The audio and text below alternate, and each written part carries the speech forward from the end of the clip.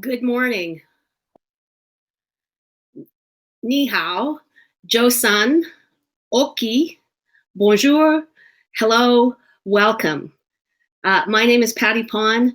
I am the co-chair alongside Teresa Wupa for this year's 2021 ACCT Foundation Leadership Summit, Aspire to Lead.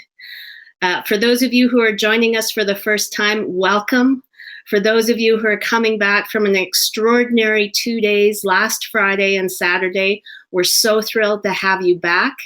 I can only speak personally, but it has just been an extraordinary time of wonderful conversation and networking and getting to know each other a little bit better, even though it's online.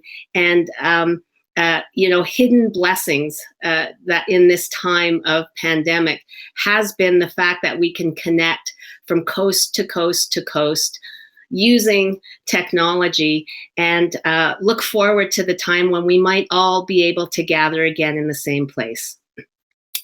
As I begin today's sessions, I want to start by acknowledging that I am coming to you from Mohinstis, which is what Calgary is known to the Blackfoot people of this area.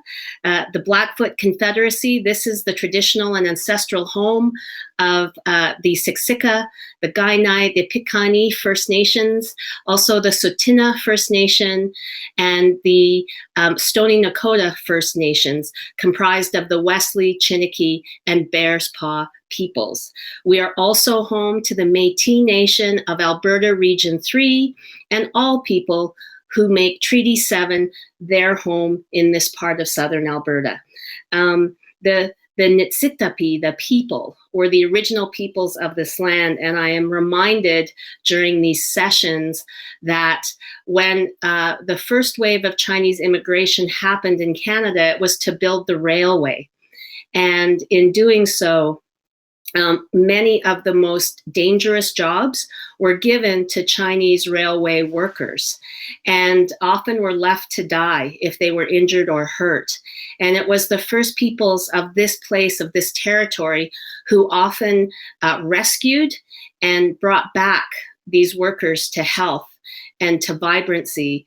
And since then, there has been a close relationship between the First Nations people of this place and the local Chinese communities. For a very long time in Calgary's Chinatown, what was known as the Indian Friendship Center was located right in the heart of Chinatown.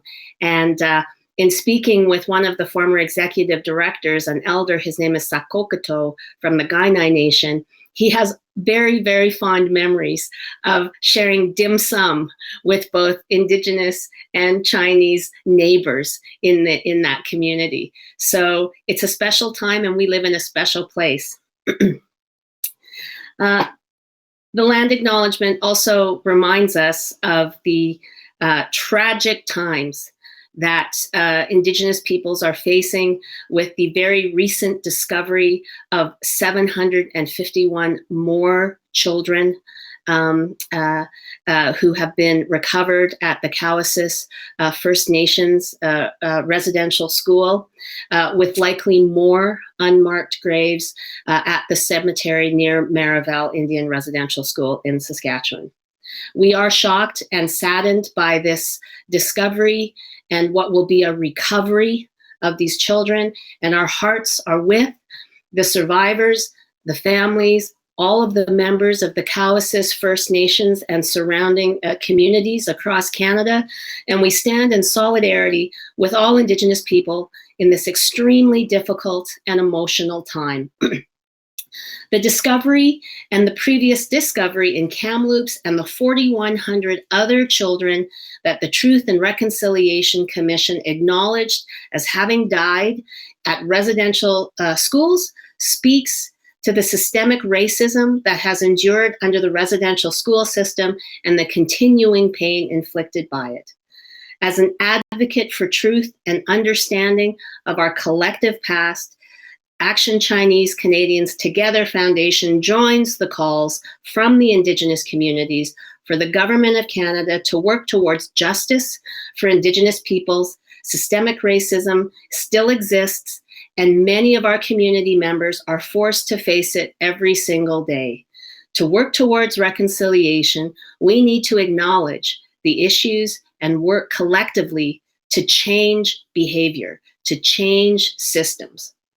We encourage everyone to take the time to learn about the tragedies of the residential school system and start the uncomfortable conversation so that we can all work towards dismantling systemic barriers and begin the reconciliation process.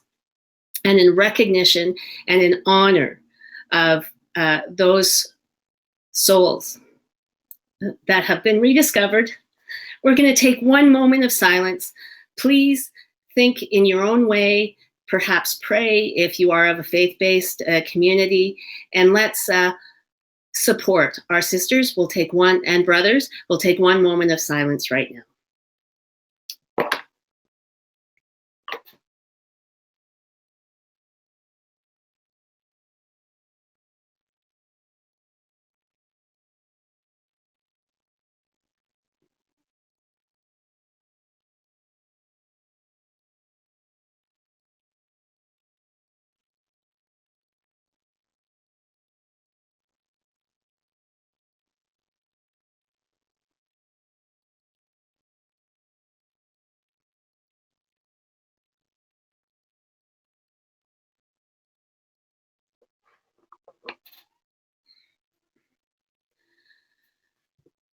Okay, thank you all very much for taking that moment of reflection.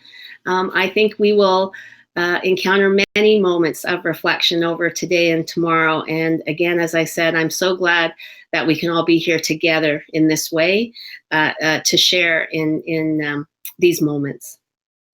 So we're now just going to continue on. Again, for those of you who weren't with us last Friday or Saturday, and even for those of you who were, we just want to cover a little bit. The 4 sessions, so last Friday, Saturday, and today and tomorrow, are intended to all have a bit of an arc. And last week, with the work that was presented and shared by Dr. Henry Yu from the University of British Columbia and Tessica Trong, currently working with the government of British Columbia, we were afforded some terrific conversations. Dr. Yu about how anti-Asian racism is really rooted or centered in a context of white supremacy, and how being able to confront and look at that system in its entirety versus the different parts of the elephant that any one of us might have to look at any given time is really an opportunity for us to find ways and think about ways of how we might change the system. And that notion of changing the system was afforded to us again and we were reminded of it in that extraordinary fireside chat that my co-chair, Teresa Wu Pa, had with the Right Honorable Justin Trudeau, Prime Minister of Canada. I thought the conversation was just so great, and selfishly that we had the Prime Minister on record, because we recorded the session, sharing with us his views and those of his government in terms of how they are looking to dismantle racism and recognizing the work that it will take. I think was an extraordinary opportunity for all of us to hear and be a part of, and was a really great, again, segue, because the Prime Minister ended his chat with Teresa by, again, emphasizing that leaders come in all kinds of forms, in all shapes and sizes, and in particular, young people can be young leaders. And that's who we heard from on Saturday, the next day, led by the amazing Tessica Trong and Adrian Wong, who is someone I've had the great honor of getting to know for a very long time.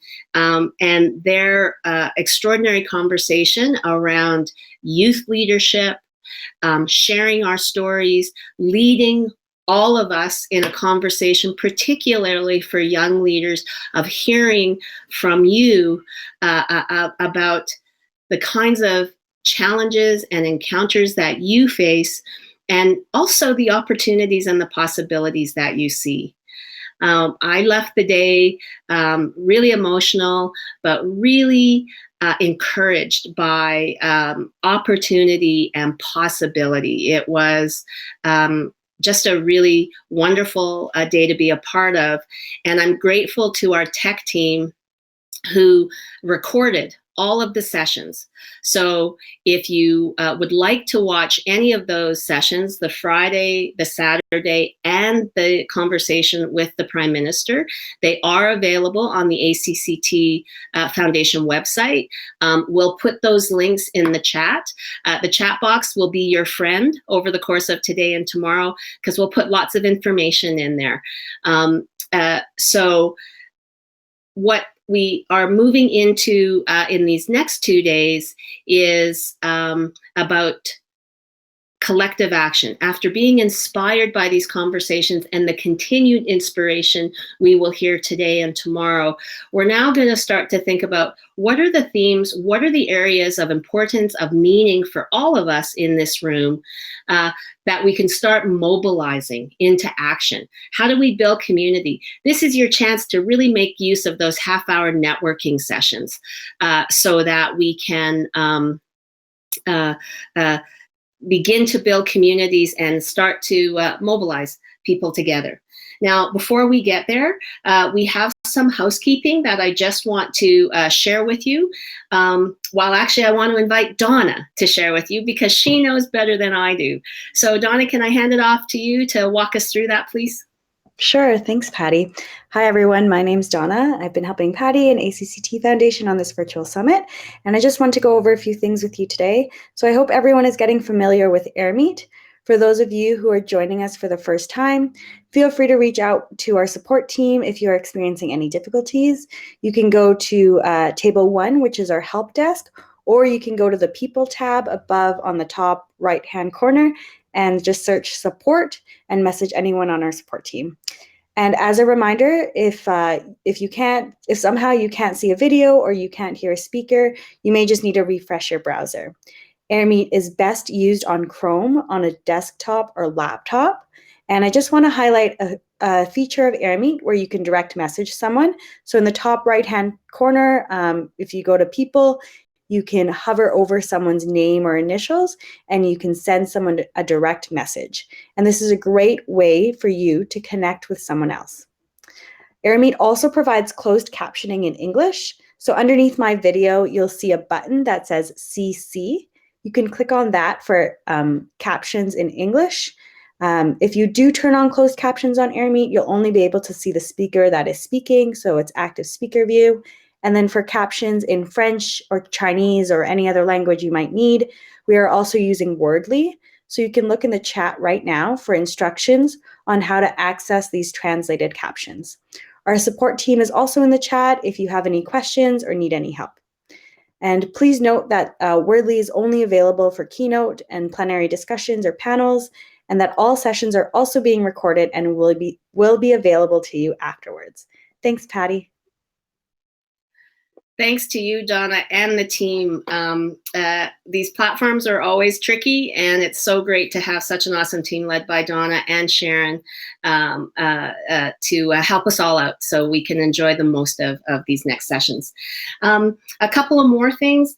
As I mentioned earlier, some of the conversations and the stories that have been shared over this last while have been very emotional and really raw and vulnerable. And so we want to make sure that this continues to be a safe and brave space where people feel like they can share their stories, that they can ask questions, and sometimes maybe even disagree. But that said, we have some ground rules. We've created some group agreements. They were all sent to all of you as part of the program package. And I just want to remind you of those guidelines. Donna is going to add them, or a member of the team will add them into the chat so that you can open them and have a look at them again. But really, it is about respecting each other, and it's about being kind to each other. Now, if any of you have any difficulties or any or encountering any kind of trauma in this way, please feel free to reach out to me in a direct message. And really, my role here is as an active listener and as an active bystander when I'm not hosting and sharing housekeeping. So we want to be sure that we continue to have that safe space. For anybody who may make harmful or hurtful remarks or actions within this space, please be advised you will be removed from the conversation. Thank you for being kind to each other. One other piece is our programming is forever changing and wanting to accommodate those great ideas and thoughts that have come up. And you would have all received an email, but I wanted to remind you that tomorrow afternoon at 1:30 Mountain Time, there will be a conversation and strategy session on disappearing Chinatowns. A number of working groups across the country are working to save Chinatowns, and they are going to share their efforts in protecting, revitalizing, and rebuilding significant cultural spaces for cities across Canada. So again, in the chat, you can email, there's an email there if you want to participate in that working group, and we'll make sure you get those links. That's events@acctfoundation.ca. All right, we're almost at the beginning of our keynote today. I have one more thing that I want to share with you, and I take off my co-chair hat and I put on my platinum sponsor hat. I am the president and CEO of Calgary Arts Development. And when we had the opportunity to support this summit as a sponsor, we jumped at the opportunity because we believe in the power of the arts and artists to connect us and to build great communities for all of us, not some of us. And it's just been a real thrill and pleasure to see the number of artists and creative people who have been included in the programming, who have attended our sessions, and who continue to inspire us through their work. So on behalf of Calgary Arts Development, congratulations to Teresa and the ACCT Foundation. And our piece is we wanted to share one more way in which artists connect us. So Donna, please start the video. CCO has been around for over 20 years and is always dynamic force in the community. CCO, our goal is to promoting Chinese music and the Chinese instruments.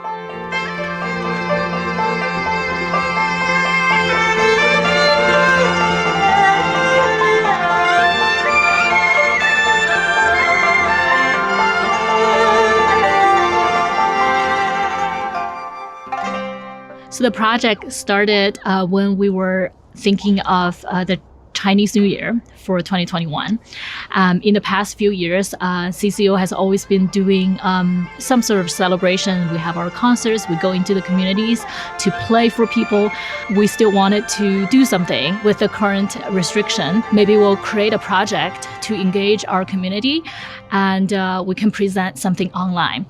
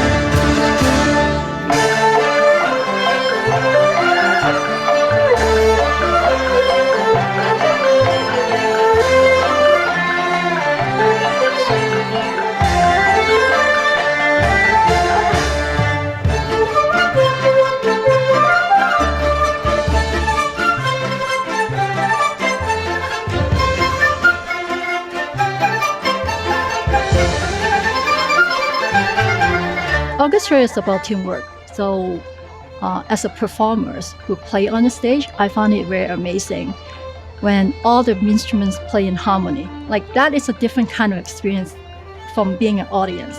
Playing by yourself is very different than playing with a group. You have to really play to the beats, and which I think a lot of people find it a challenge. But once you get the rhythm, it's actually very fun.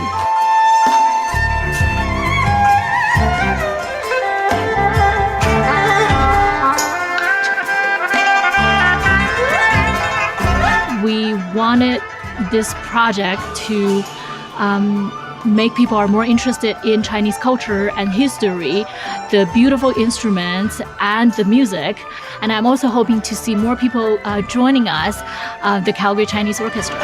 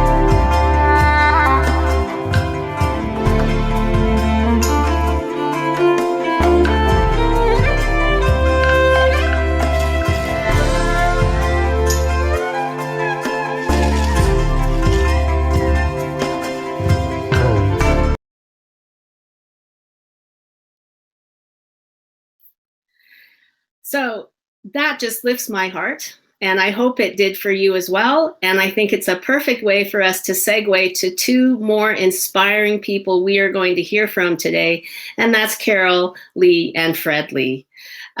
We're going to address now our question for today, which is, what would Canada look like with fully engaged Chinese Canadians? Let me first introduce you to Carol Lee, who wrote the paper in response to this question that was shared with all of you this week. Carol is the chair and co-founder of the Vancouver Chinatown Foundation, a registered charity founded in 2012. The foundation is dedicated to building a more resilient and inclusive community while preserving the irreplaceable cultural heritage. Ongoing projects include affordable housing, seniors housing, and cultural and economic development. Carol serves on the board, on several boards and organizations, including the UBC Properties Trust, the Harvard Business School Canadian Advisory Board, the BC Achievement Foundation, and the Rideau Hall Foundation, where she is chair of its Innovation Committee. She is also the co-chair of the John MacArthur Distinguished Fellowship at the Asia Pacific Foundation and has received honorary degrees from UBC and BCIT and is the recipient of the Queen's Diamond Jubilee Medal. I'd now like to introduce you to Fred Lee, who will be having a fireside chat with Carol. Fred is the Director of Alumni Engagement at the University of British Columbia, serving in a leadership role at Alumni UBC. Fred and his colleagues lead efforts to meaningfully increasing engagement and building influence among UBC's community of more than 370,000 global alumni. Fred is the contributor to the province newspaper and Boulevard magazine. He has also contributed to CBC, I was wondering why I wasn't. National Post, Vancouver Magazine, and BC Business. For nearly 2 decades, Fred has consistently demonstrated his dedication to the community by devoting his time and efforts to a host of noteworthy charities. A tireless volunteer, Fred has held board roles in various organizations and sits on countless fundraising committees. That is yeoman's effort. His contributions have been cited in many arenas, including the National Post's Worthy 30 list. Fred is also a recipient of many awards, including an ACOL AIDS Award in Philanthropy, and most recently, UBC's President's Award for Equity, Diversity, and Inclusion. Fred and Carol, over to you. Thank you, Patty. I am absolutely delighted to be with everyone across the country for this important discussion. I want to begin by acknowledging that I am coming to you from the unceded ancestral and traditional territories of the Musqueam, Tsleil-Waututh, and Squamish First Nations. I also want to acknowledge the ancestral lands on which you are viewing us from today. My pronouns are he, him, and his, and I am absolutely delighted to be here with my good friend Carol Lee. We have not seen each other for quite some time now, but I am thrilled that we can reconnect virtually. Hi, Carol. Hey, Fred. How are you? Great, and I'm so happy to be here with you today. It is actually, it's a very special day because it would have been my beloved father's 88th birthday. So, yeah. Oh. So he'd be very happy we're together. Your dad was amazing, absolutely amazing. And I'm sure he is joining us as well today. And I'm really thrilled that you are taking the time to help us explore what Canada would look like with a fully engaged Chinese-Canadian community. Perhaps you can share with us why it was so important for you to be with us today and to participate in this summit. I know how incredibly busy you are, and for you to carve out some time to be with us is truly a blessing. Why was it so important for you to be part of this summit? Well, I grew up with really great role models, and I think that's really the main reason why I'm participating in this event. I've been privileged my whole life, and I think it's my duty and obligation to try and help the next generation in the same way that our forefathers did for us.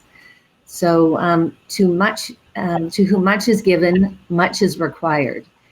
And I think all of us that are in this position of being able to help, we're at an interesting period. I think that we're all going through our own journeys of self-reflection. But I think what Teresa has created is so important, this idea of engagement, leadership, and support. And I've seen so many times that if you have a plan and you have perseverance, you can achieve that goal. And I think that's what this forum is trying to help us do. So it's a privilege to be able to be a part of it. I had to write a paper, which people who know me, is something I really don't like doing, but I'm glad that I was able to do, because it did make me reflect on my own personal journey. And if it's of any help to people, then I'm very grateful. But as Patty said, you know, we've gone through a sort of a reflection on this anti-Asian racism. I think for me, I've been sort of having to, you know, speak quite a bit on this issue that in some ways you thought it was behind us. So, you know, I grew up in an era, so she's very well eloquently put out how, you know, we suffered so much hardship in the early days, and the way that we kind of endured was we accepted it and we worked hard to belong. But despite being here for 3 generations, I realized that I'm still a foreigner in my own land. And so I think many of us are kind of feeling that same feeling of confusion. It's very sobering in a way. But I think that a number of us now are sort of trying to figure out, what did we have to give up to belong? And so I think many of us are trying to reclaim our history. So despite age differences, I think many of us are on the kind of a similar path. And so I'm really pleased that I was invited to be part of this, that you are the one that's going to be, you know, taking me down this journey. So thank you very much. I feel very, very grateful to be part of it today. It's absolutely my pleasure and my honor. Carol, I just loved your very personal approach to this question. You turn to the inspiration provided by your father and his father before him. Perhaps you can tell us a little more about your dad, Robert Lee. Well, I'm glad that I can talk to him about him with you, since you know him so well and he was so fond of you. He was a great inspiration in my life, and it wasn't really what he said to us. Like, so we all grew up in this family where, you know, your father, and you see him every day, but it was kind of what he did. He was such an engaged citizen.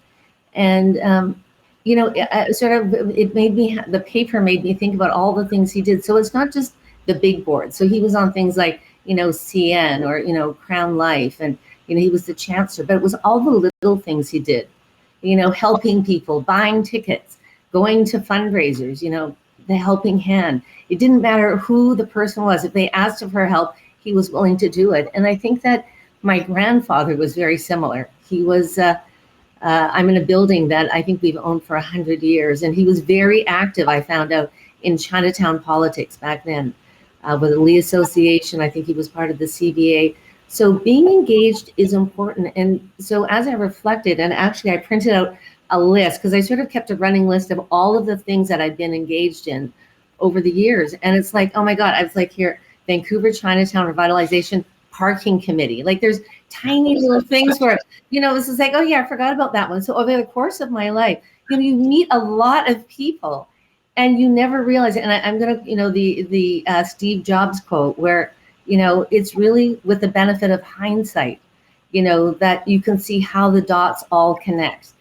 And so as I went on this journey, I didn't realize that, you know, being on that parking committee was going to be helpful, or being on something for Granville Island. I mean, there was just this whole host. It was on the Vancouver Board of Trade. I mean, it was no wonder my father kept saying, why are you doing so much volunteer work? You know, actually, it did have a lot of people saying, you know, why are you doing all these volunteer positions? But I think later in life, it helped me accelerate my ability to get things done. Because I had all of these relationships of trust that I developed over decades, that when I called people, it's like, oh yeah, I can do that. You know, can you help me with this? Oh yeah, I guess I can do that. As you have with me. So you've been incredibly helpful with our first gala. I still remember, I mean, you were such a big part of its success. And so I feel very lucky that maybe I didn't realize that going on this path was going to be so beneficial to where I am today, which I guess my big passion at this point is trying to help revitalize Chinatown, which, as I said in the paper, was a lot bigger job than I thought, just as my father had warned me. Well, it sounds like if anyone has any issues, parking issues specifically, they could sign Carol Lee up. I'm not sure I did anything to help the situation, but that is a blessing to have grown up with these role models. And I think that in some ways, that's why I love what this organization is trying to do. It's trying to you know, bring in other people that can, you know, act as role models and support and give guidance, because we've been down this path. And so how can we make the journey a little bit easier? Right. Your father, and in fact, your parents, you know, Bob and Lily, both of them were so engaged in the community, not to mention their alma mater.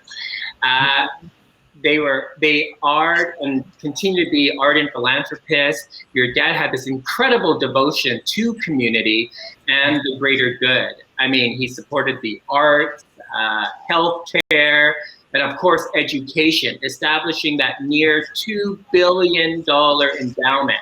Yes, everyone, $2 billion for UBC.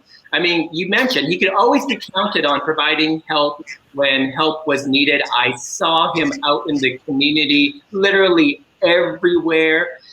Where did that come from? And why was it so important to Bob that he be there for not only everyone, but for the Chinese community?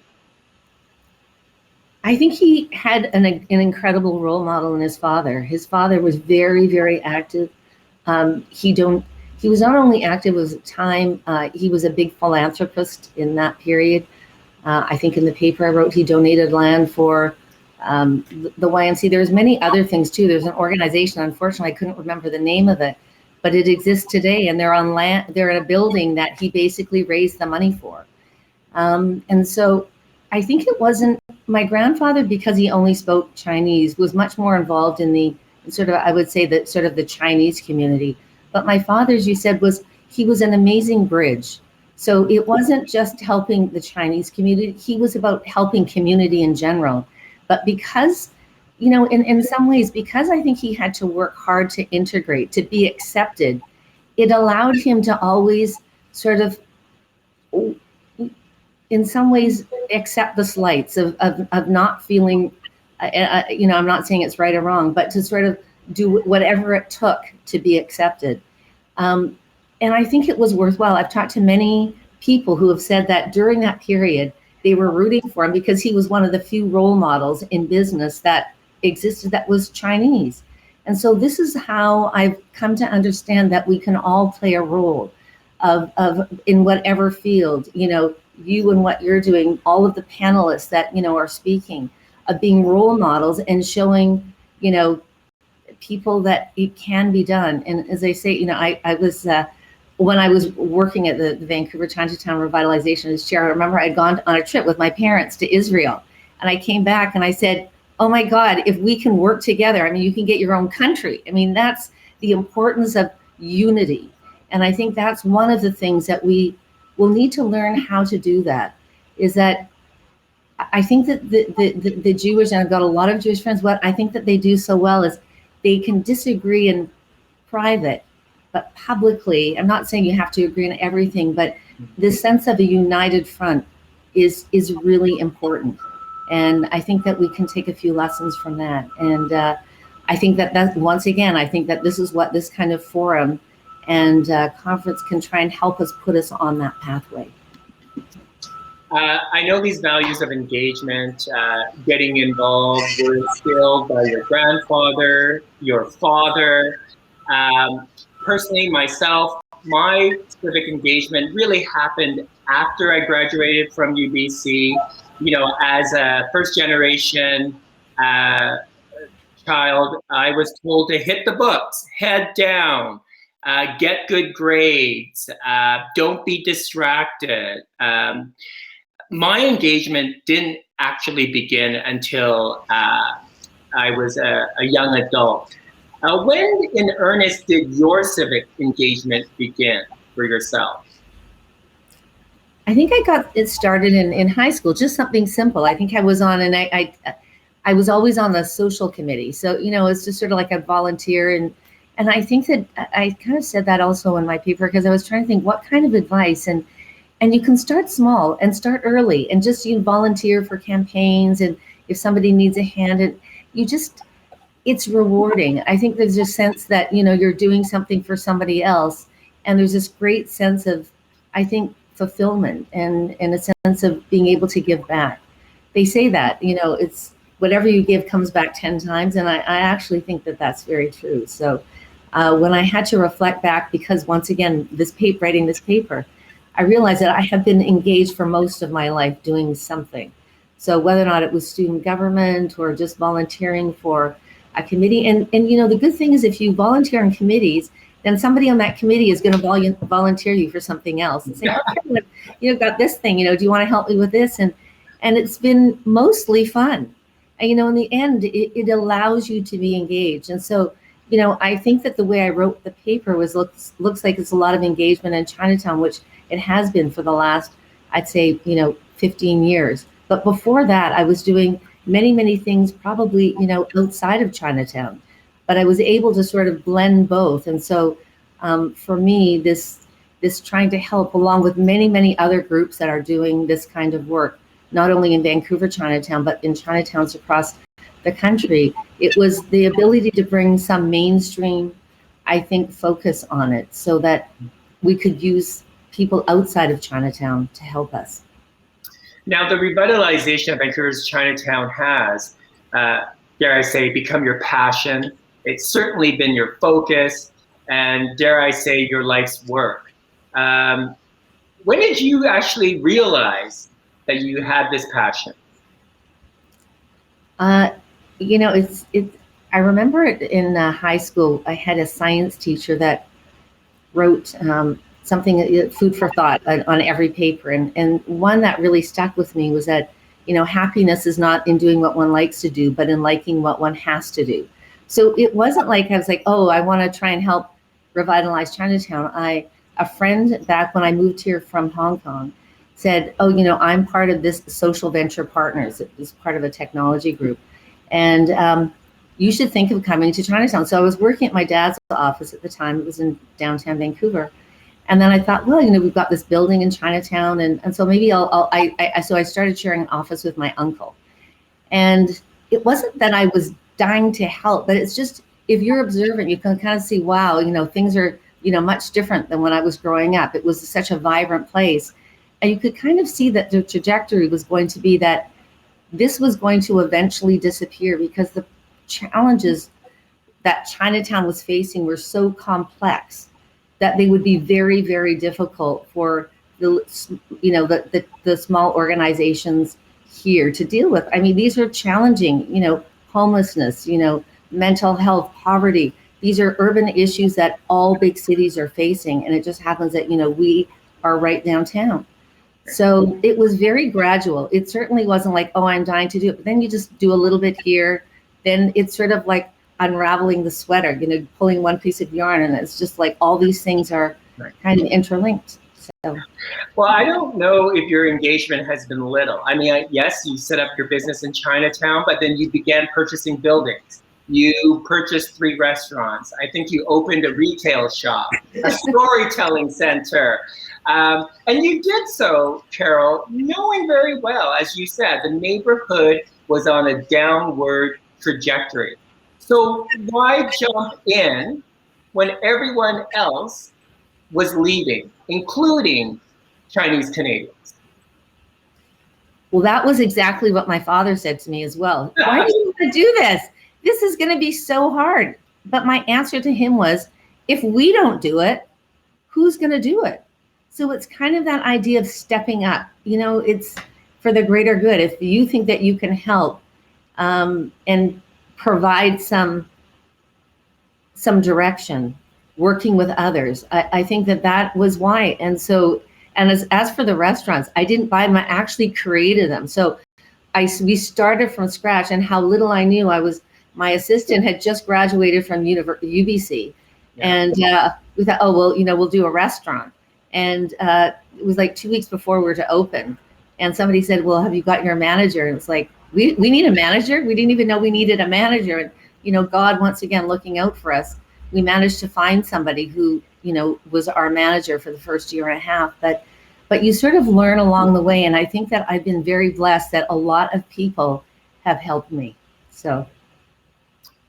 When you, I was very interested to hear what your dad had to say, what some of his advice was to you when you undertook this, massive project. It wasn't going to be something that you could just do for a short while. You were in it for the long term. What was the advice that he gave you? Beyond, he really was trying, and I think every parent does this. You want to protect your children from failure or hurt. So, it would have been natural for him. But then I looked at him and I said, but remember, nobody thought you could do UBC Properties Trust. But that's why I go back to, if you have a plan and you persevere, you can get there. And so, it's the same thing with a restaurant. He was adamant against a restaurant, such a bad idea, and then he loved it. He was our biggest customer once we started. But sometimes it's our job to create the vision. It's like Steve Jobs said, if I'd done focus groups on, the iPhone, it would have never been created. Sometimes we have to create what people want without them even knowing that's what they were thinking about. I'm not saying that that's what I want to experiment with a restaurant. And just to show how crazy I will be creating another one. We're hopefully going to open by the end of the year. But I think it's just this fine line of, I had a lot of good advice from my business partner early on. And he said, whatever we do, we need to make sure that the people whose neighborhood it was still feel it's their neighborhood. So it's a very fine line about, we want progress, but we want to try and make sure that we retain that cultural heritage, that what was left to us, that legacy. You know, things always change. You can't keep things stagnant. But what is that fine line? And so everything that I've tried to do, we did this vintage store, and we're going to be launching the website shortly. But I'm so proud of it because there was a group, studio faculty, a young design group that's all Chinese, created this amazing website. And, you know, the models are, she's beautiful, she's Asian. And I love the storyline that they created. They said of this woman, she was, you know, strong, unapologetic, took up space, and resilient. And I said, I wanted to be that woman, but, you know, we didn't really have that option when I was growing up. But that is what we can create for this generation. Carol, as someone who has written about your efforts over the decades and participated in many of the foundation's fundraising and community efforts, Carol has also signed me up to work at the restaurant. I have noted the incredible network of support. I mean, it truly is a broad spectrum of very engaged and influential citizens. How did you develop that network? I think accidentally. I never had a plan. My whole life, every 5 years I changed professions. So it wasn't like I was on a plan, I was going to do this. And I was always volunteering. So I think people kind of trusted me that I was trying to do it for a greater cause. And so I've been lucky, of course, a lot of, some of the people I met through my parents, but then a lot of the people I met along my own journey on these different, volunteer boards of, you're working with people and you get to know them. And that's why I was happy to be on this panel. What does it look like to be an engaged citizen? My advice would be, start early and, just do little things, and just along the way, you'll build your own confidence to go to, different kinds of meetings. And I think one thing I've been lucky at is that it's a very grassroots kind of what we do here in Chinatown, but I've been able to sort of in some ways join it with this other network that I was able to develop because, somebody would put me on the Reading Hall Foundation. I was with, on Bill Marneau's, Economic Growth Council. But I've kept those people from all of those committees, and they are helping us with the Chinatown. So I think it was very much accidental, not, unfortunately, it wasn't strategic. I hadn't really planned to do that, but maybe sometimes the best things are in some way have a way of sort of serendipity and a lot of luck. So, yeah. I guess equally important, how did you, Carol, engage the Chinese community to join you? Especially those who perhaps left Chinatown, haven't visited Chinatown in years, dare I say decades. How did you rekindle your own community's interest to be engaged? It's funny. I always felt that there was a deep love for Chinatown, even if people weren't coming here. And I remember when we had the first gala, we had about 3 or 4 months to do it. You were a big savior, but I remember my dad said, it's not possible. You cannot do it. And I said, but if we wait till when we can have it, Chinatown will be gone. I knew that there was this latent love, this deep-seated love for Chinatown amongst Chinese and non-Chinese, anybody who had grown up in Vancouver. But particularly, I think for the Chinese who had grown up here and gone away, because it was so wrapped up in all of their happy memories of childhood. Coming here, this is where the celebrations took place. These were the shops that you went with your parents or your grandparents. So I knew that it was there. And if we could bring them back in a way that we could make them have pride in that past, they would help. And it seems to, for many of them, I feel so grateful that they volunteered, helped, participated in events, and reconnected with old friends. So, in this day and age when, social fabric has been kind of torn apart, I think in some ways, at the heart of what we do at the Chinatown Foundation, it's community building. It's like, how do we weave back fabric, of society that has been kind of in some ways torn apart? In some ways, it's just because people in Chinatown, we all moved away. the sign of success was not to be here. And I think now, with many people in my job, it's like, how can we come back to reestablish what, in some ways, it's not too late, and it's a wonderful legacy that has been left to us.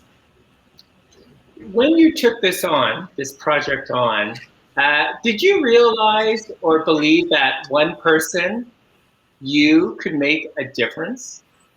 I mean, it was a Herculean ask to go about this journey alone. And I think in the beginning, not many believed that this would be possible, yet you took the journey. Well, there was people that I think, and that's how the Chinatown Foundation, like, there's definitely people, and I put together a board of people, but, you know, I don't want to make it seem like I'm the only one doing, but, you know, I'm the foundation. There's many groups in Chinatown that are also doing kind of the same thing. But I think when anybody takes on something like this, you don't ever think about how hard it is. Like, when I think about my father and the UBC Properties Trust, if you have a pathway on how to get there, it doesn't seem daunting. And so for me, because I had this different support, some of it was big corporate that could help sort of guide through the strategic vision. It was like, okay, these are all the challenges. How are we going to get there, you know, to this vision of a revitalized neighborhood, where people want to live, work, and play. And I think that when you start breaking it up and figuring out, oh, who can do this piece, then it doesn't seem so daunting. And I think that also for me personally, I've always liked challenges, like, you know, sort of a, you know, something difficult is always a little bit more appealing than something that's just going to be a cakewalk. So I guess I met my match. The jury's still going to be out, but it's been an incredibly rewarding journey because, you know, you find out a lot about yourself when you go through these things, who your friends are. You know, I'm very grateful to you. I've had so many people, my sister, my father, my parents, lots of friends. You have built an incredible network, and as you reference, building alliances. But I think a great skill set that you have, that your family has, is that you are willing to listen. You're willing to hear from others. You're willing to appreciate the importance of listening.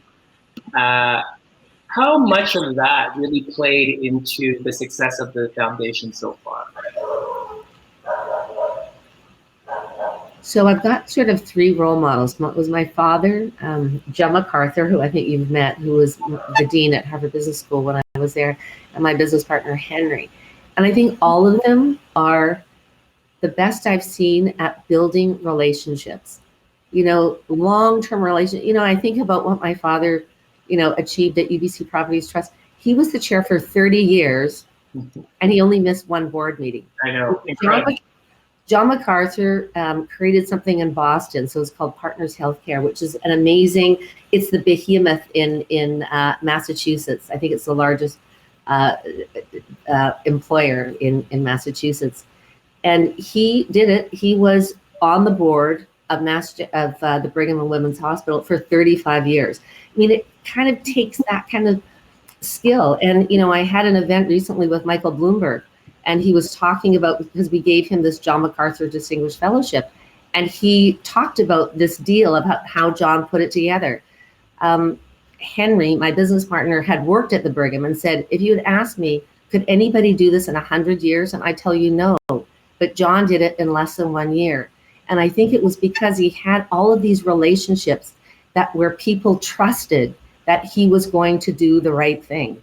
And so that's one of my, you know, sort of the lessons that I've learned from my role models about, you know, being somebody that people can, you know, can trust, that you are going to make mistakes, but, you know, you're kind of, your heart's in the right place, and you're going to try and do the right thing for the greater good. And so that's kind of, I would say, what guides me. But the relationship part, I think, is key. And listening to yourself. Like, there's going to be a lot of noise. People are going to doubt you. They're going to criticize you. And it's par for the course. You've got to continue on your pathway if you think that you are on the right path.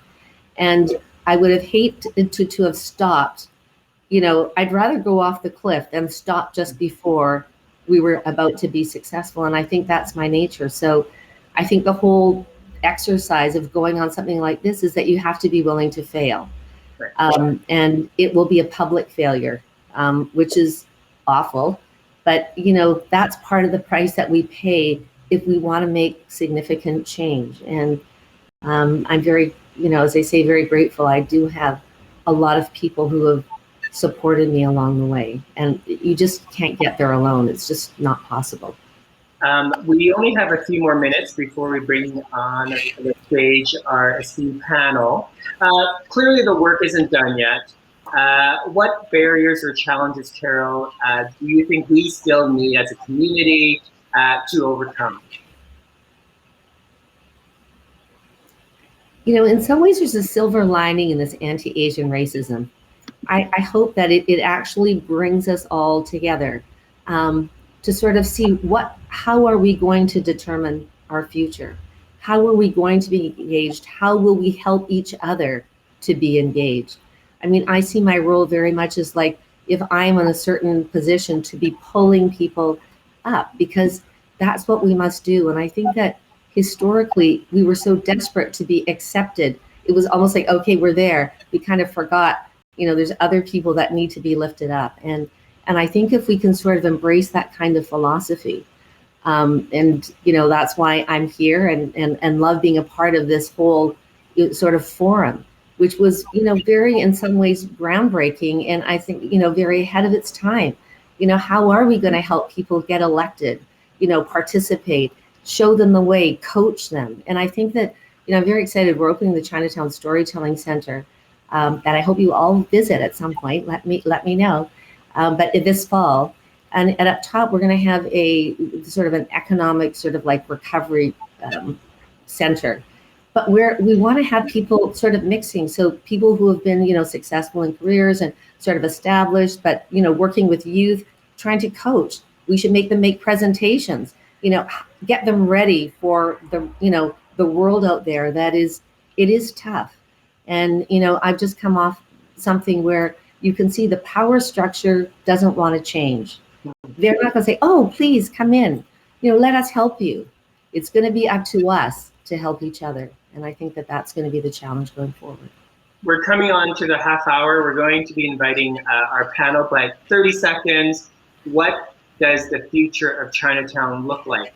If you had a glimpse into the future.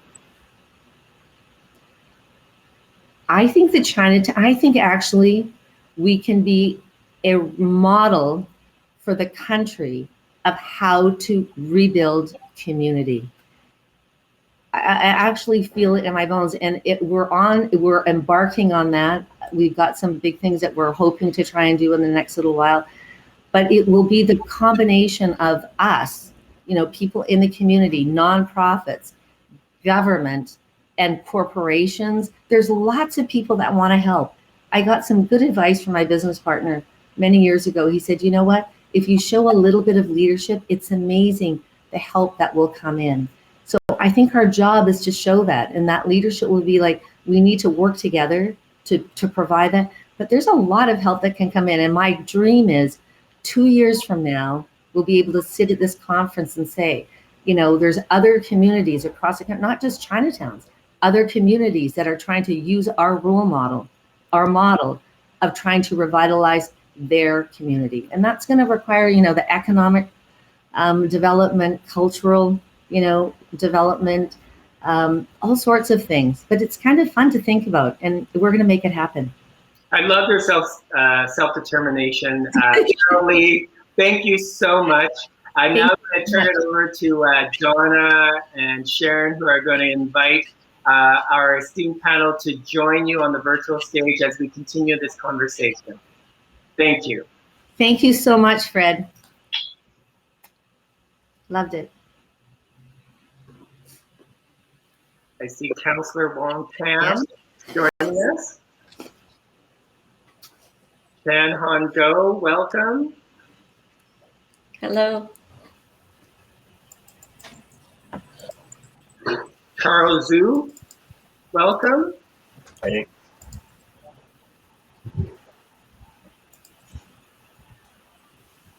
and Dr. Lawrence Lowe. Welcome. Thank you. A warm welcome to all, to everyone joining us from coast to coast to coast. We just had a wonderful conversation with Carol Lee. I hope you've had an opportunity to listen in, talking about what equal engagement looks like and how Chinese Canadians can become civically engaged. So without further ado, I just want to welcome back Carol as well, Chan Han Go, principal dancer with the National Ballet of Canada and director, Go Ballet Academy and Youth Company Canada, Dr. Lawrence Lowe, medical officer of health at the region of Peel, Toronto City Councillor Kristyn Wong-Tam, and Charles Zhu, a member of the Montreal Chinatown Working Group, an active member of Act to End Racism, and a founding member of the McGill Asian Student Council. Hello to everyone. Hello, Fred. It's great to be here. Thanks. Thanks. Echo that. Thanks.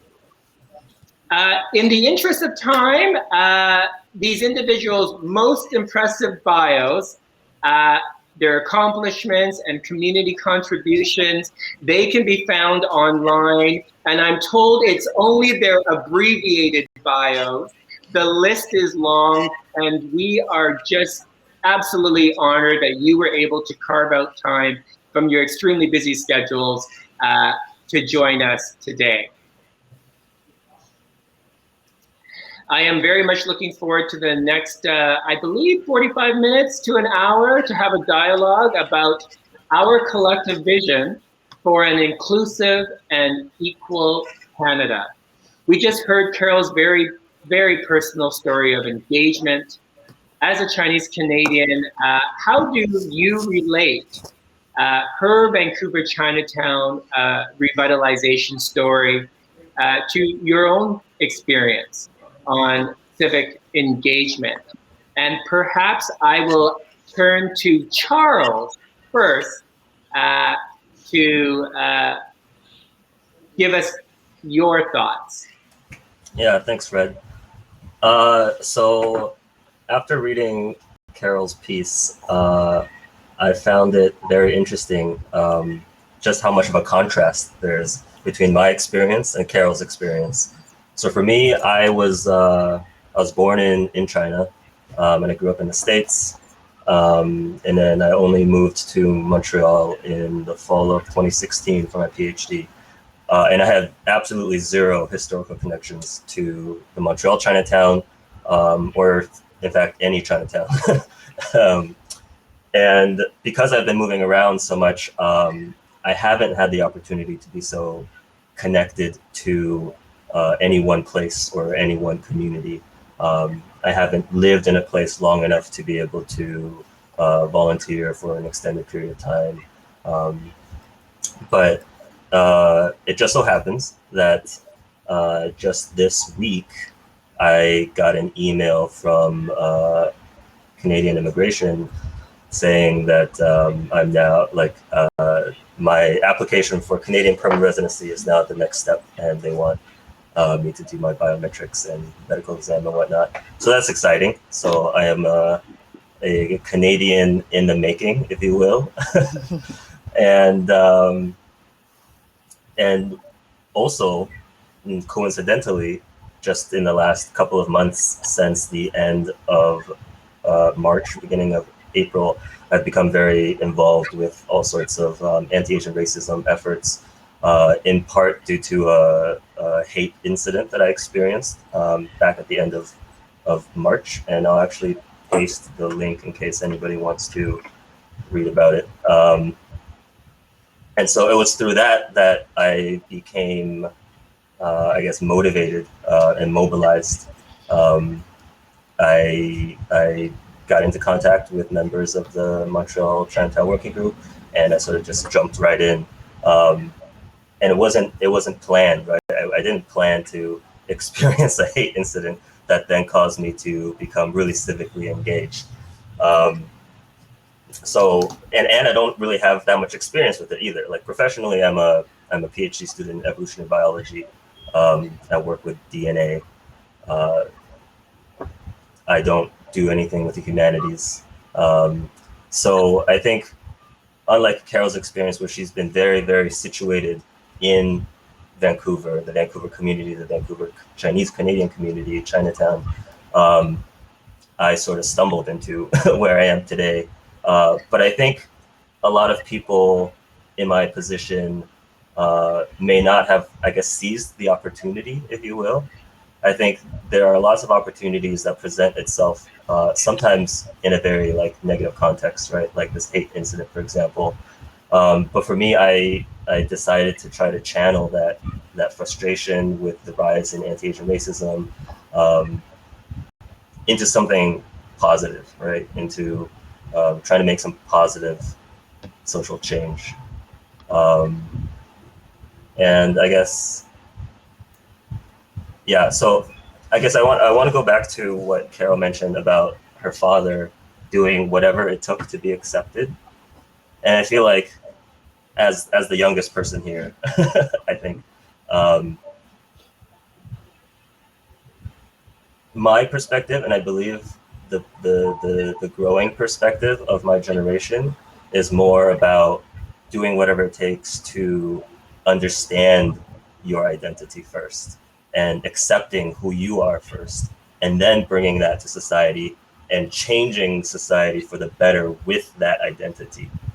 So for example, I actually dug up this photo. I recently got a motorcycle, and I have been decorating it and personalizing it, and I've hung all sorts of Chinese knots all over the place, and I've been getting lots of compliments. You know, like no overt racism yet. Lots of positive feedback.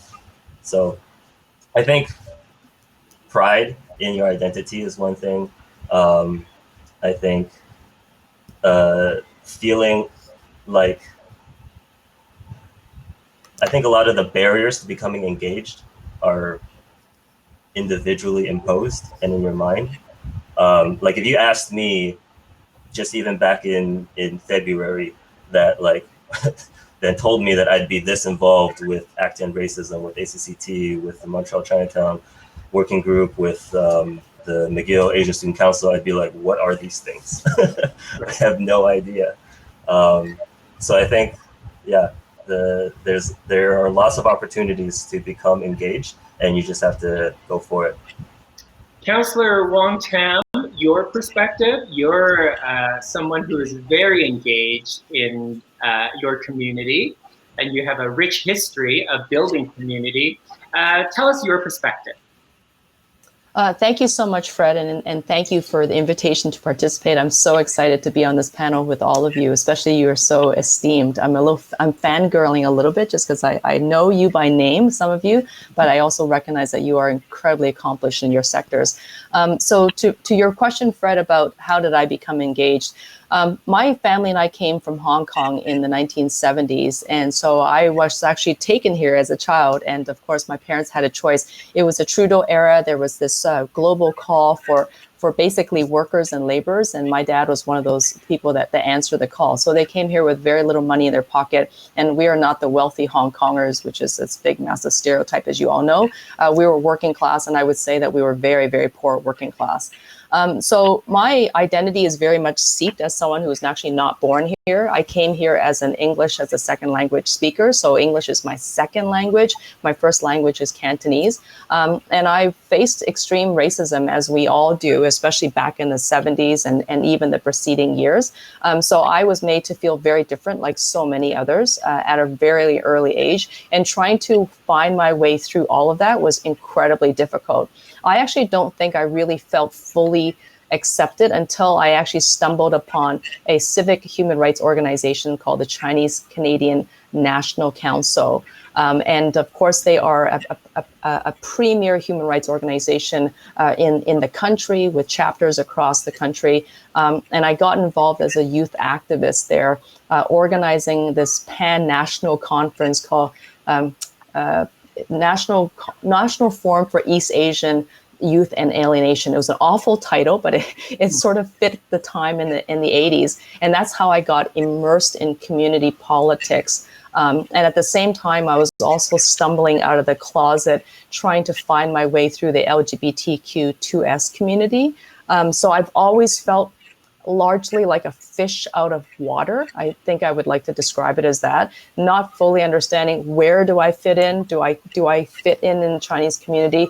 And sometimes, feeling very rejected because, I don't speak Cantonese very well anymore. I am largely seen as probably whitewashed, but at the same time, not entirely fitting in the queer community because I'm not cis and male and white. And probably because my political awakening was so early on, like I was involved with youth politics, it actually, it happens, doesn't it? It happens. It actually challenged me to grow up pretty quickly. And it was actually early on that I learned about intersectionality, even before we knew it as a term, just because I was trying to belong to so many different places. So I don't want to talk about myself too much, but I just wanted to share with you that I don't think that my identity or my experiences is wildly out of sync with so many other people who have come abroad, was born overseas and had to adapt to Canadian culture, and at the same time fight like heck to find a way into a community that was comprised of the diaspora. So we talk about how beautiful the Asian community is, but the Pan-Asian community is so broad and it is so diverse. And sometimes we forget that, even within the Chinese community, there are hundreds of dialects, and we are all, of course, I guess, ethnic Chinese, but we also belong to different stratified, what do you call, almost tribes.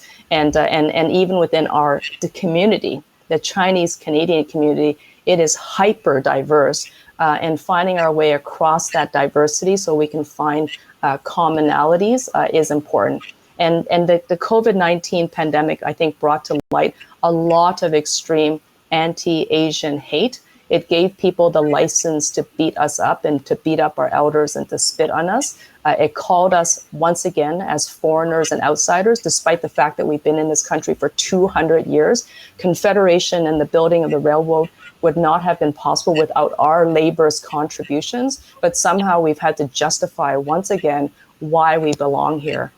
So even if I had slipped off the boat a little bit as an Asian Canadian activist, because I was doing so much civic work and working on urban planning issues and working on, green space preservation, I was pulled right back in during the pandemic in a very forceful way because, I hold a position of office. I have a certain amount of authority, and there was no way I could not get immersed once again in Asian Canadian identity and our fight for rights and civil liberties.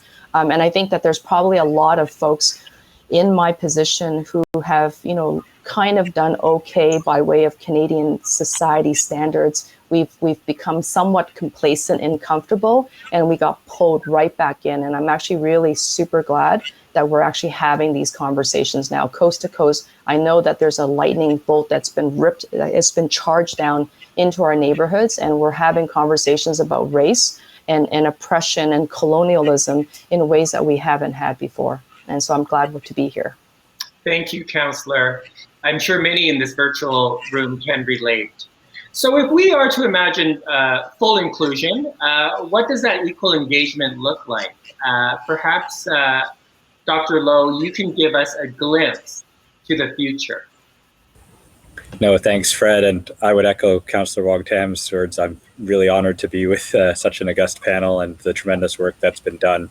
And when we're talking about full engagement and when we're thinking about engagement as a whole, I realize that it's actually a good thing that we heard from some of the other panelists before coming to me, because my view, at least in terms of the roles that I have held, and that includes the fact that I really am not just the face of COVID. I just wanted to really reassure everyone out there.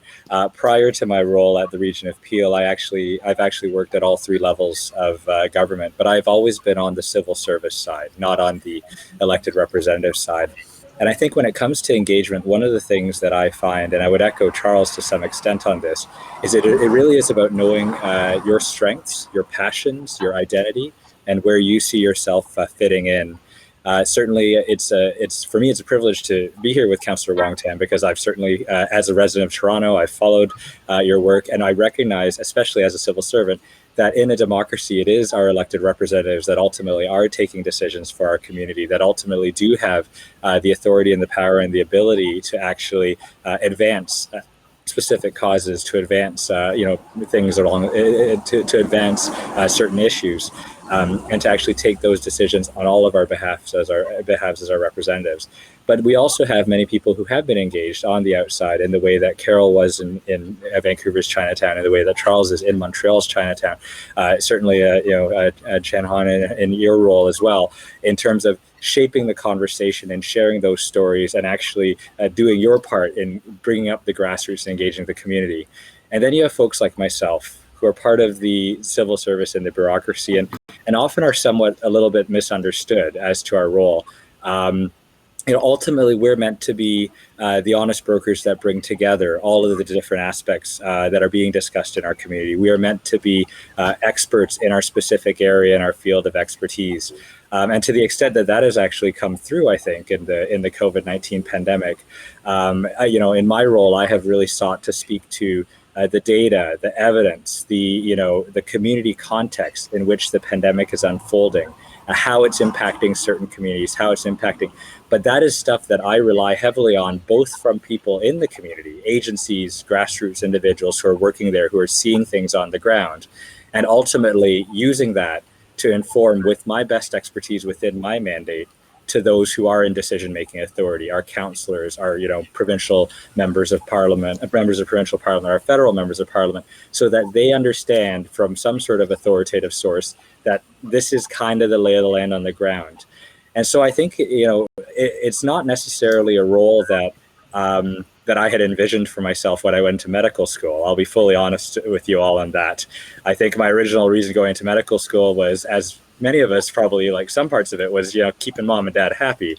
But I think the other part of it was also really trying to make a difference in terms of helping people. And I've discovered since then, though, that in this role, it's a very interesting piece. You really have to you really have to try to stay out of a lot of the politics, a lot of the partisanship that might arise, and you really need to be seen, and not just to be seen, but to be an honest broker and to speak to what you are seeing in the data and science. And so when I talk about, or when I think about engagement, I think the reality is that the line from issue or problem to policy change is never a direct line, and it's a very complex ecosystem with many different players, many different people, and the ultimate decision making that rests with our elected representatives. And I think the way that all of us as Chinese Canadians, regardless of background, whether you've been here your whole life or whether you've come from from abroad and are now quasi-Canadian or whatever the case might be, as you're saying, Charles, the reality is to understand what your strengths are and what you feel will allow you to actually be able to engage in a manner that is befitting both to your passions and your interests, but also the way that you fit into that ecosystem to really advance and drive change forward. So that's kind of how I see things, and I'm really hoping that I'll have the opportunity to tackle other health issues in my community besides COVID-19 someday. Thank you, Dr. Lowe. Chan Han Gogh, it's always a pleasure to share a stage with you, even a virtual stage. Is Canada ready to have fully engaged Chinese Canadians? Are we prepared? Are we ready for this? Fred, thank you. And it's my pleasure to share the stage with everyone here. Good morning to everyone. This is a big question, and I appreciate the opportunity to give, I guess, a personal perspective on this. Is Canada ready? I think we have to do some work to get Canada ready at this point in time. I think there's no doubt that, depending on which individual you ask, you will be yielding different answers based on their experiences and circumstances, their environment. But I think I would like to step back and do some reflection and this whole process. I'm grateful to have had the chance just now to hear of Carol's experiences and the brief mentions from Councillor Wong-Tam, and individual experiences that make us all Canadians. I think we have to take some steps, of course, but even small contributions. So how did I become engaged? Let's just look at me personally. I don't really feel like it was intentional on my part. And now that I've had a chance to retire from the stage, I feel very fortunate to say that, you know, I had this incredible platform through dance, through the arts, to be able to take part without even really knowing that I was engaged. I became an example without, I guess, really wanting to be an example or having that mission. I just wanted to be a good dancer.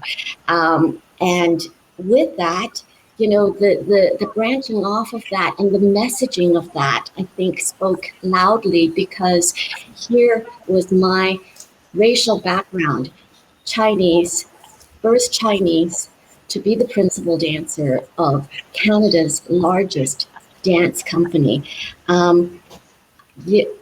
I think it was much harder for my parents. They came here in the late 1970s to Vancouver. And when I heard from Carol earlier, when she talks about the Chinatown that she knew, that was also the Chinatown that I grew up loving to visit on weekends and rekindling that part of my heritage. My parents had it tougher.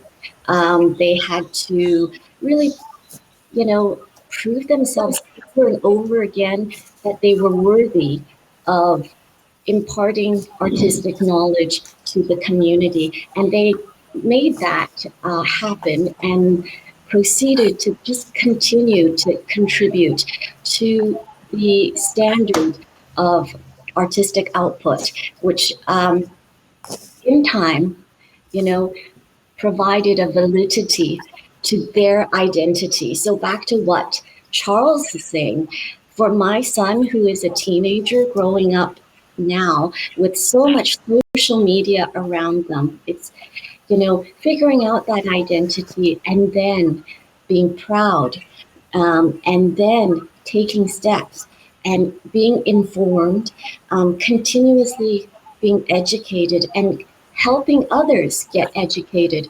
I think that's vital to becoming fully engaged. And then through doing that, Canada will be ready. Thank you. Charles, as you mentioned, the youngest member of this panel, and only by a few years, dare I say. Perhaps you can share your perspective or the youth perspective. Is there this optimism? Do you see the optimism of a fully engaged Chinese Canadian community? Yeah, so I guess I'm the youngest. I'm also the most American, I suppose. So I mean, growing up in the States, as probably many of you are aware, there's always this notion, this stereotype of Canada of being, you know, the liberal paradise where everything is good. There's no racism. All the components of the salad live in harmony. And then I get here, right? And it is indeed like there are lots of aspects of Canadian culture and society that are better from my perspective compared to places that I've lived in, like Indiana. But with everywhere, there's always the problems too, right? And I mean, like with the recent news of all of these mass graves being discovered at these residential schools, like that's horrible. And I think as a new incoming immigrant to Canada, in my mind, it's shifted from from trying to find a country that is the closest to my ideal of a perfect country, and instead becoming engaged, becoming civically engaged to create the kind of country and to create the kind of society and culture that I would be proud of to belong to. And in reflection, like this multicultural identity or stereotype of Canada was not by accident, right? There were people that have come before me, certainly, and probably a lot of people in the audience here, but also certainly people before those people who have intentionally tried to create the kind of Canadian society that they want to see, right? And that has created a reputation for Canada that has drawn people like me, right? If Canada had a reputation that was, I don't know, more like Texas, I would probably be less inclined to do my PhD here. So I think if we look in hindsight in that way, we know that change is possible because there's been concrete positive change for Asians, for Chinese Canadians. Like Chinese Canadians can vote now. There was a period at the point when they couldn't vote, and that was earned, right? That wasn't just given. So I think to think about the current engagement that we're all doing is really part of this bigger story, right? This bigger narrative of this continuous struggle of our people in various diasporic communities around the world, trying to make a place and trying to fight for equality, for equity, for justice. And yeah, that kind of makes it more, I think, significant rather than your own personal little battles. And I think if we think about that in this longer saga, from a youth perspective also, it's invigorating. It's sometimes you don't know where to begin, right? As a young person, but the more you learn about the history, the more you realize like you're not beginning anything, right? You're continuing this fight, and there's validity to the fight because those who have gone past have sacrificed and have earned the things that you now take for granted. And for me, especially with this current rise in anti-Asian racism, like one day, hopefully, I'm gonna have kids, and they will be, Asian, they will be Chinese, and they will probably, ask me questions about like, hey, like, what was it like during COVID? And I want to be able to tell them that I did something and I tried to make some positive change to create a society that not only I would want to belong to, but I would want my kids to grow up in. Thank you. Councillor, we don't see many Chinese Canadians in politics. In places where policies, laws are created, what encouraged you to seek public office, and what concerns did you have before entering? It's not necessarily a role that perhaps many of our parents told us to aspire to, perhaps. Fred, that's a great question. I get asked a lot. To be quite honest, I'm very altruistic. I actually am very optimistic about everything, and the glass is half full is because I keep pouring water in it. My parents were horribly disappointed when I told them I was considering seeking public office. The only other time they were that disappointed is when I came out of the closet. They were like losing their mind when I came out of the closet. They actually disowned me temporarily, and I moved out of the house at age 16. I painfully rebuilt my relationship with my parents, and I was so dutiful in everything I did until I said I wanted to stand for public office. My dad just lost it once again. And I wasn't sure, was it worse being a politician or being gay to him? But he has adapted, and so have I. But I can tell you, they just didn't want necessarily me to get into trouble or be a troublemaker. And perhaps, it's not necessarily, that opinion is not an outlier position in our community, is that oftentimes we want our kids, and I have a 2-year-old toddler, to sort of do well, but just stay under the radar. Politics is not seen as an honorable profession, even though I see myself as a public servant, just like Dr. Lowe. But the community seems to think that it's perhaps for something else. So that leaves an incredible void in the Canadian political space, where Chinese Canadian voices are not necessarily heard. And when we do get elected, we're expected to toe a certain line. And it is very, very hard to recognize that it is that, we are racial minorities. This is who I am. I can't scrub my skin or the shape of my eyes. But oftentimes for us as Chinese, as Asians, our names give it away before we even walk through the door for the interview. So people know right away, my last name is Wong-Tam. I must be Chinese. There is no hiding it.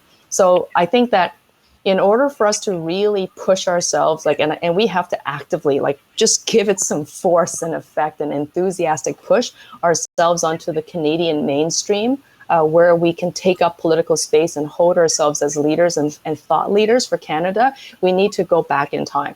And I try to explain this to a lot of young people, that in order for us to go forward and they see themselves in the Canadian sphere of decision making, they need to know that they belong. And I talk about the construction of the railway. And right now we're having a conversation nationally regarding the horrific conditions in the Indigenous residential school system. And I'm glad that we're having that conversation, although it's very painful for every person whose families have ever been affected by the racist system. But we need to insert our history into the Canadian psyche. And part of our history is Confederation. Without the ribbon of steel, we wouldn't have Canada.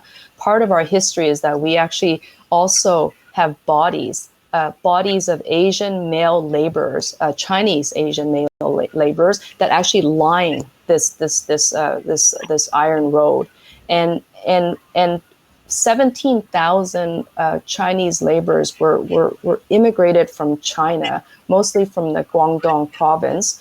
4,000 of them are estimated to have died building this railway. That's 23% of the people who came to build the railway that would set the foundation for Canada. And we haven't talked about those lives and the fact that those men gave up their families to come here to forge a better life because of famine, because of the political challenges that are there. And so we need to insert our history into the Canadian mainstream to make sure that our stories are told, because I don't think that kids and young people will fully ever understand that they have a rightful place to take in Parliament and as civic halls and provincial houses until they know that they actually helped build this place. The other thing that I think is critically important is that we actually join hands with those communities that are hurting. The Black community and the Indigenous community have a unique history in Canada that cannot be matched. It's horrific. That's what's happened, right? Either the forced movement of human beings through the Atlantic slave trade, or the fact that that there's a population that resided here before the colonization set foot. We need to support their call for justice so that we can insert ourselves into the Canadian narrative. Because right now, if we don't acknowledge the historical wrongs and reconcile what we've done as Canadians, and I consider myself a settler now, then we're not going to be able to push our story forward.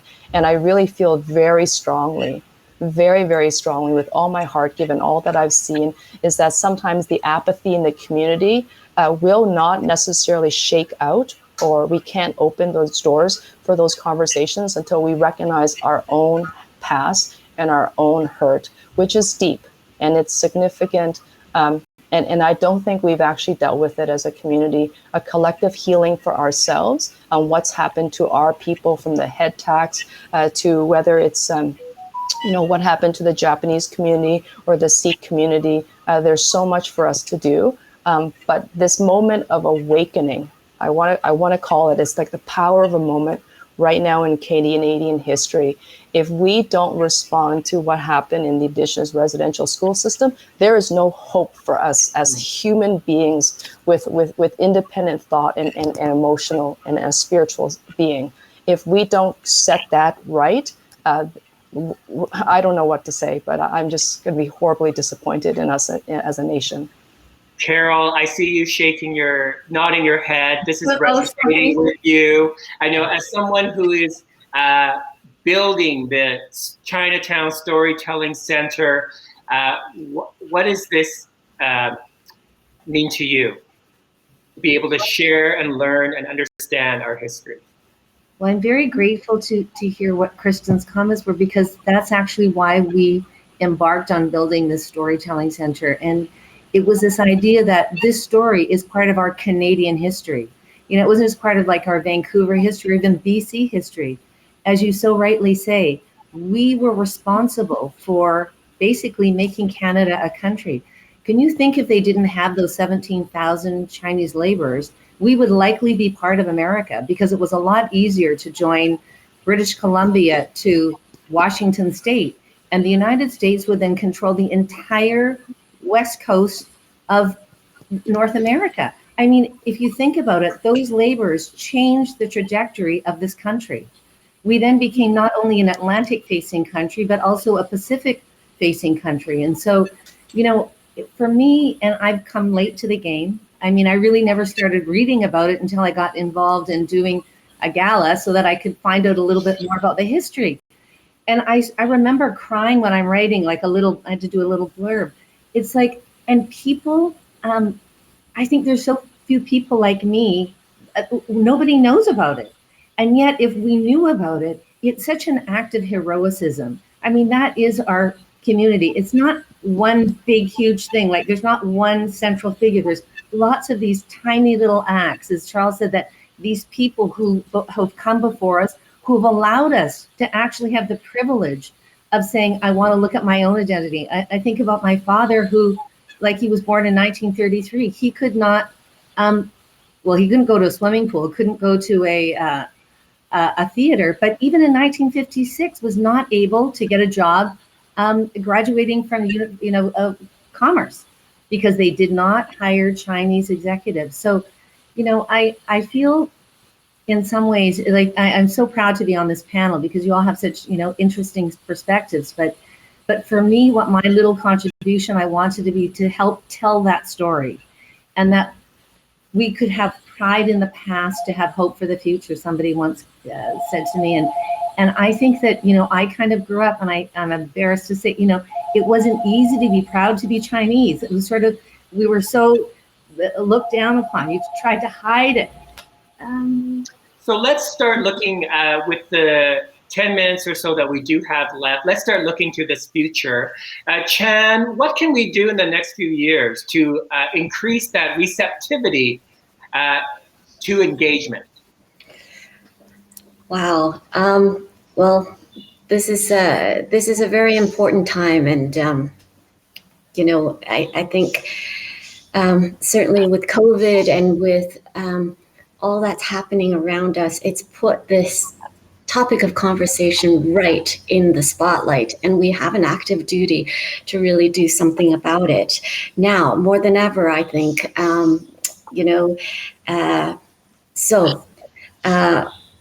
What can we do? I feel like much has been said already, and I'll just, process this and maybe reiterate from my own taking away from this conversation is I feel like we need to develop alliances. I really believe that, what is good for us needs to be good for all.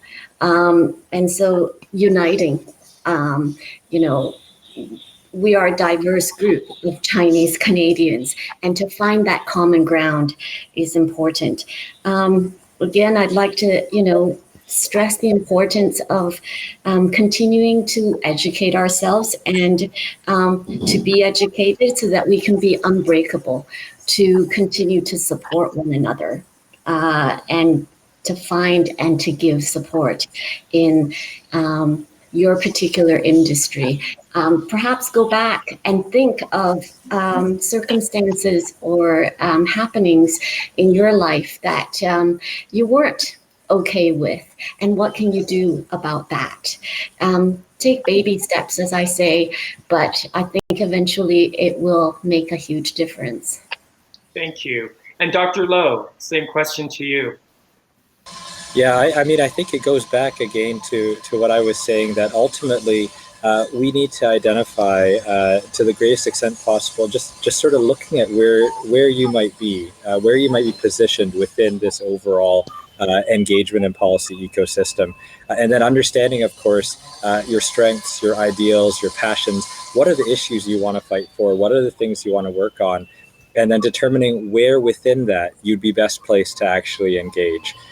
So, you know, certainly if you like me are certainly interested in trying to stick to facts and evidence and data and context and all those other pieces, that's an important role to play, and especially for Chinese Canadians to hold those roles and to be able to do it, you know, honestly and well to serve the community. That also helps to at least raise sort of the prominence of the overall community in terms of the conversation, showing that we can be engaged in every aspect of the civic engagement process.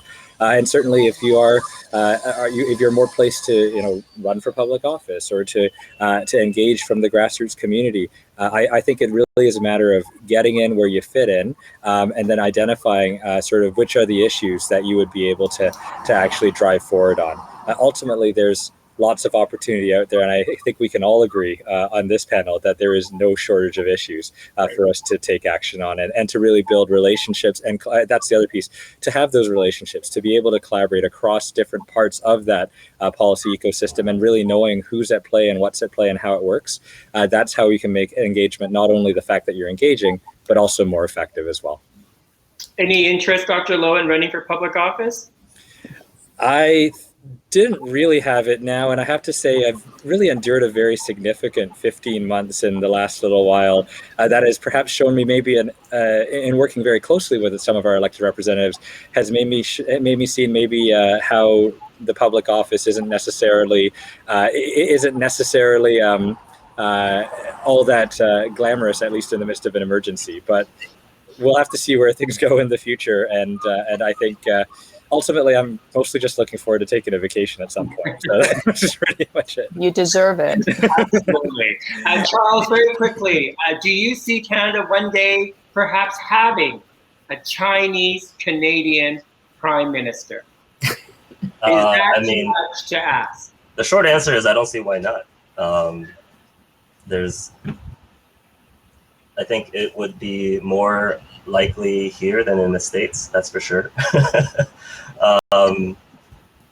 I guess I wanted to mention that for me, one of the biggest takeaways of being engaged and the joys is this idea of building a community, right? And these relationships, like Lawrence just mentioned. And that's not something that I've had much experience with growing up and moving all over the place. But through my work with ACCT, with Act End Racism, the Montreal Chinatown Working Group, I'm beginning to meet all sorts of really, really cool Chinese Canadians from all over the world who are all actively engaged, and they care, right, about their society. They want to make positive social change. Specifically here in Montreal, I'm learning from old schoolers who have become, mentors to me, like Wong-Tam, who is in the audience today. But I may not stay in Montreal, right? I'm doing my PhD here. Maybe I'll end up somewhere else in Canada.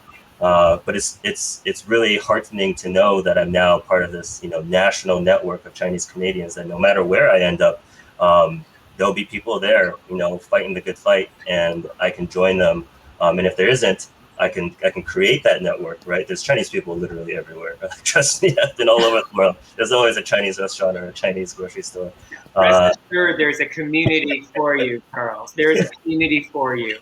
I've been told we only have 5 minutes left, and so we're going to pose one final question to all of you. And if you can give us your 30-second response, that would be fantastic. And then we will take a break before the breakout sessions.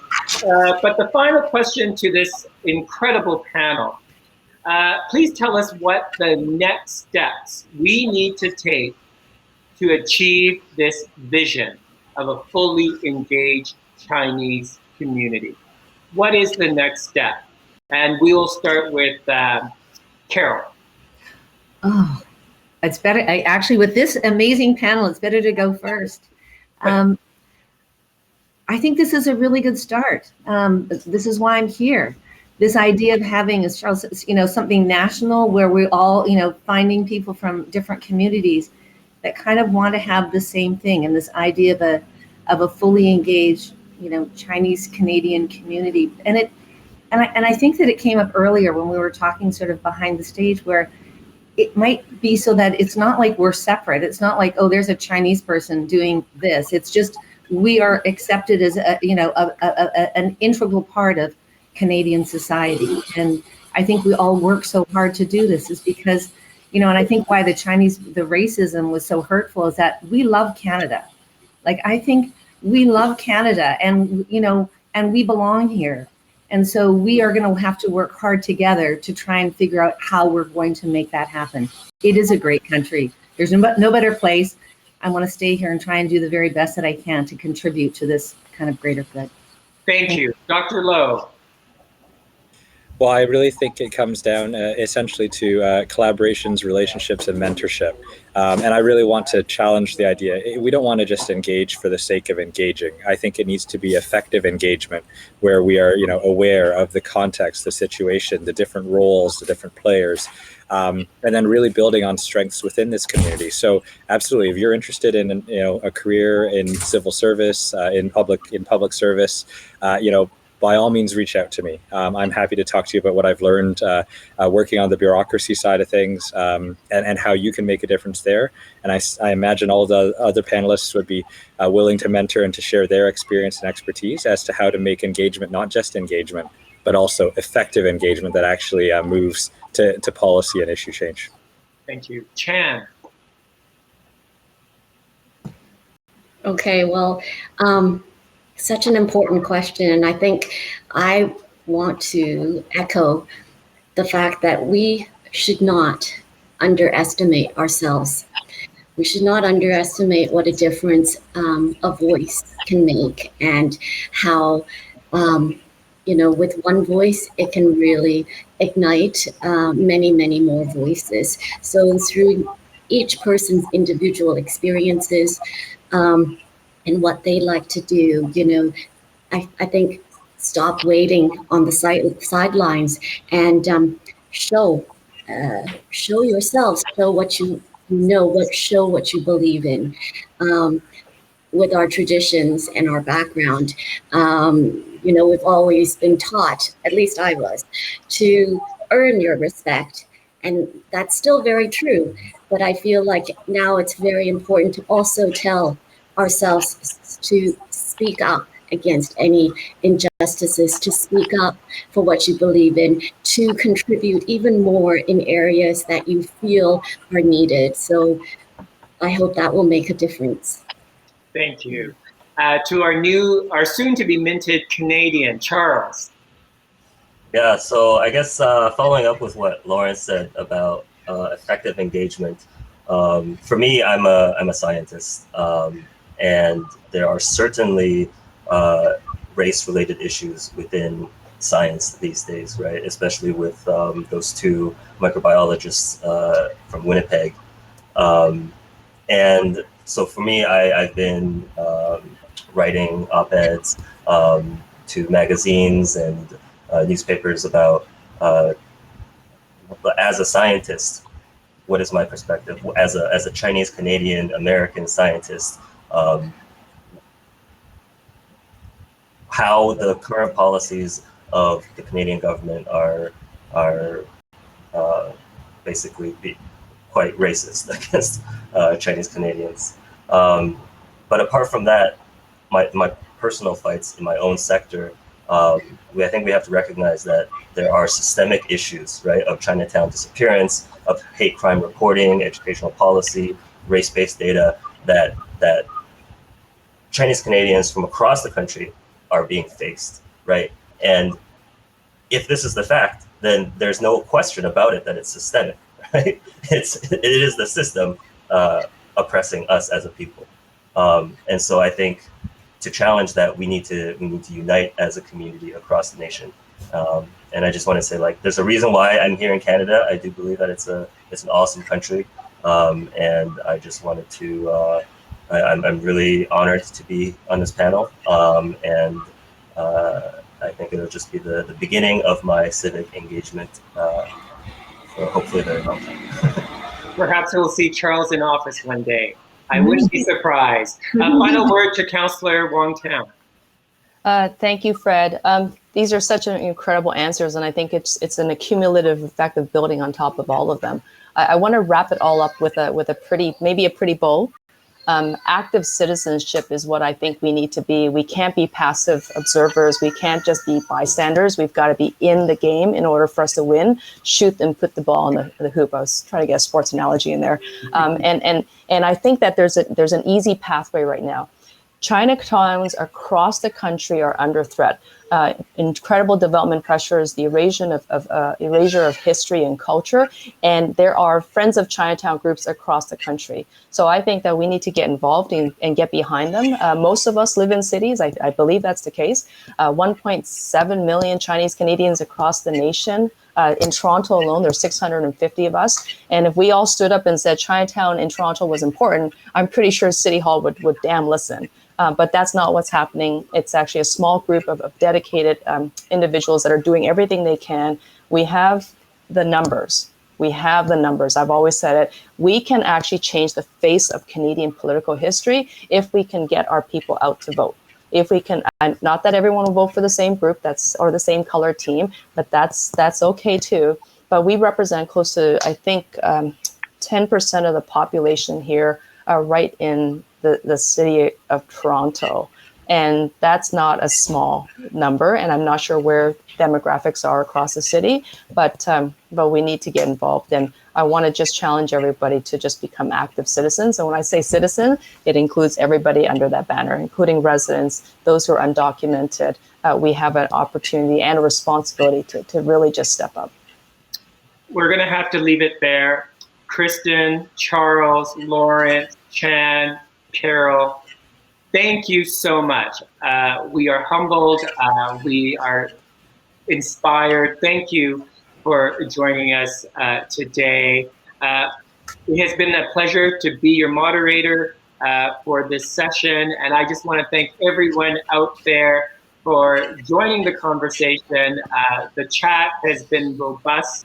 And we now will take a brief 10-minute break before going to the breakout rooms. Everyone, have a great day. Thank you. Take care. Thank you.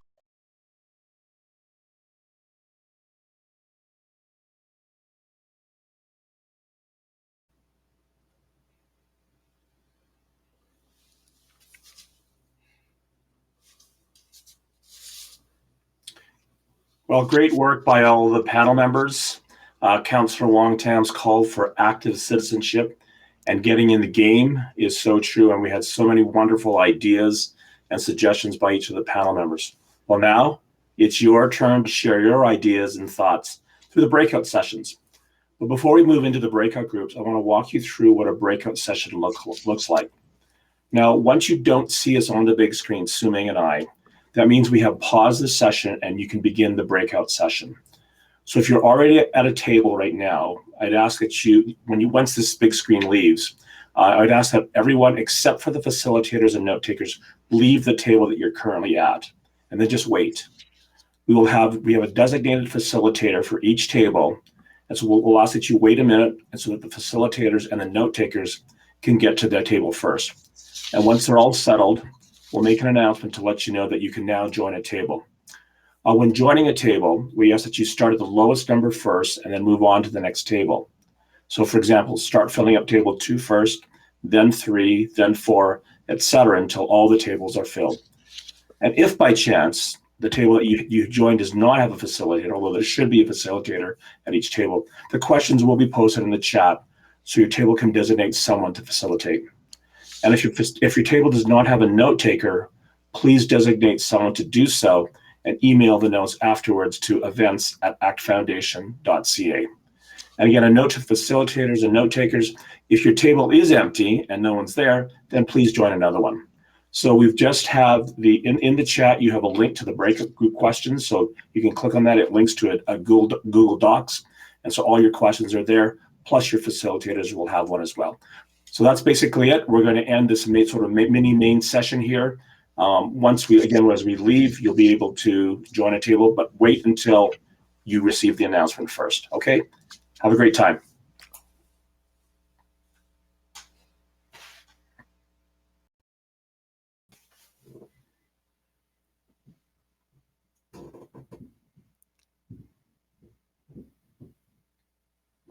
Hello, everyone. Welcome back. And then I, Silmin Kwok and Randy here to welcome you back to the larger group.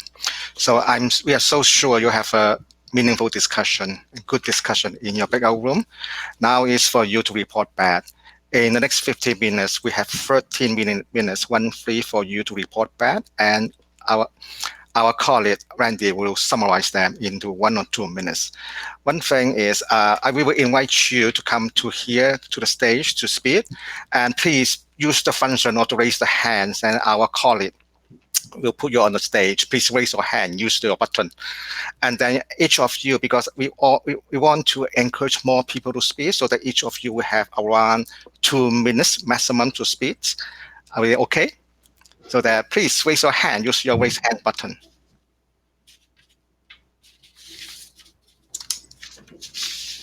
Who's the first one? Share with you a meaningful discussion at the table, yeah.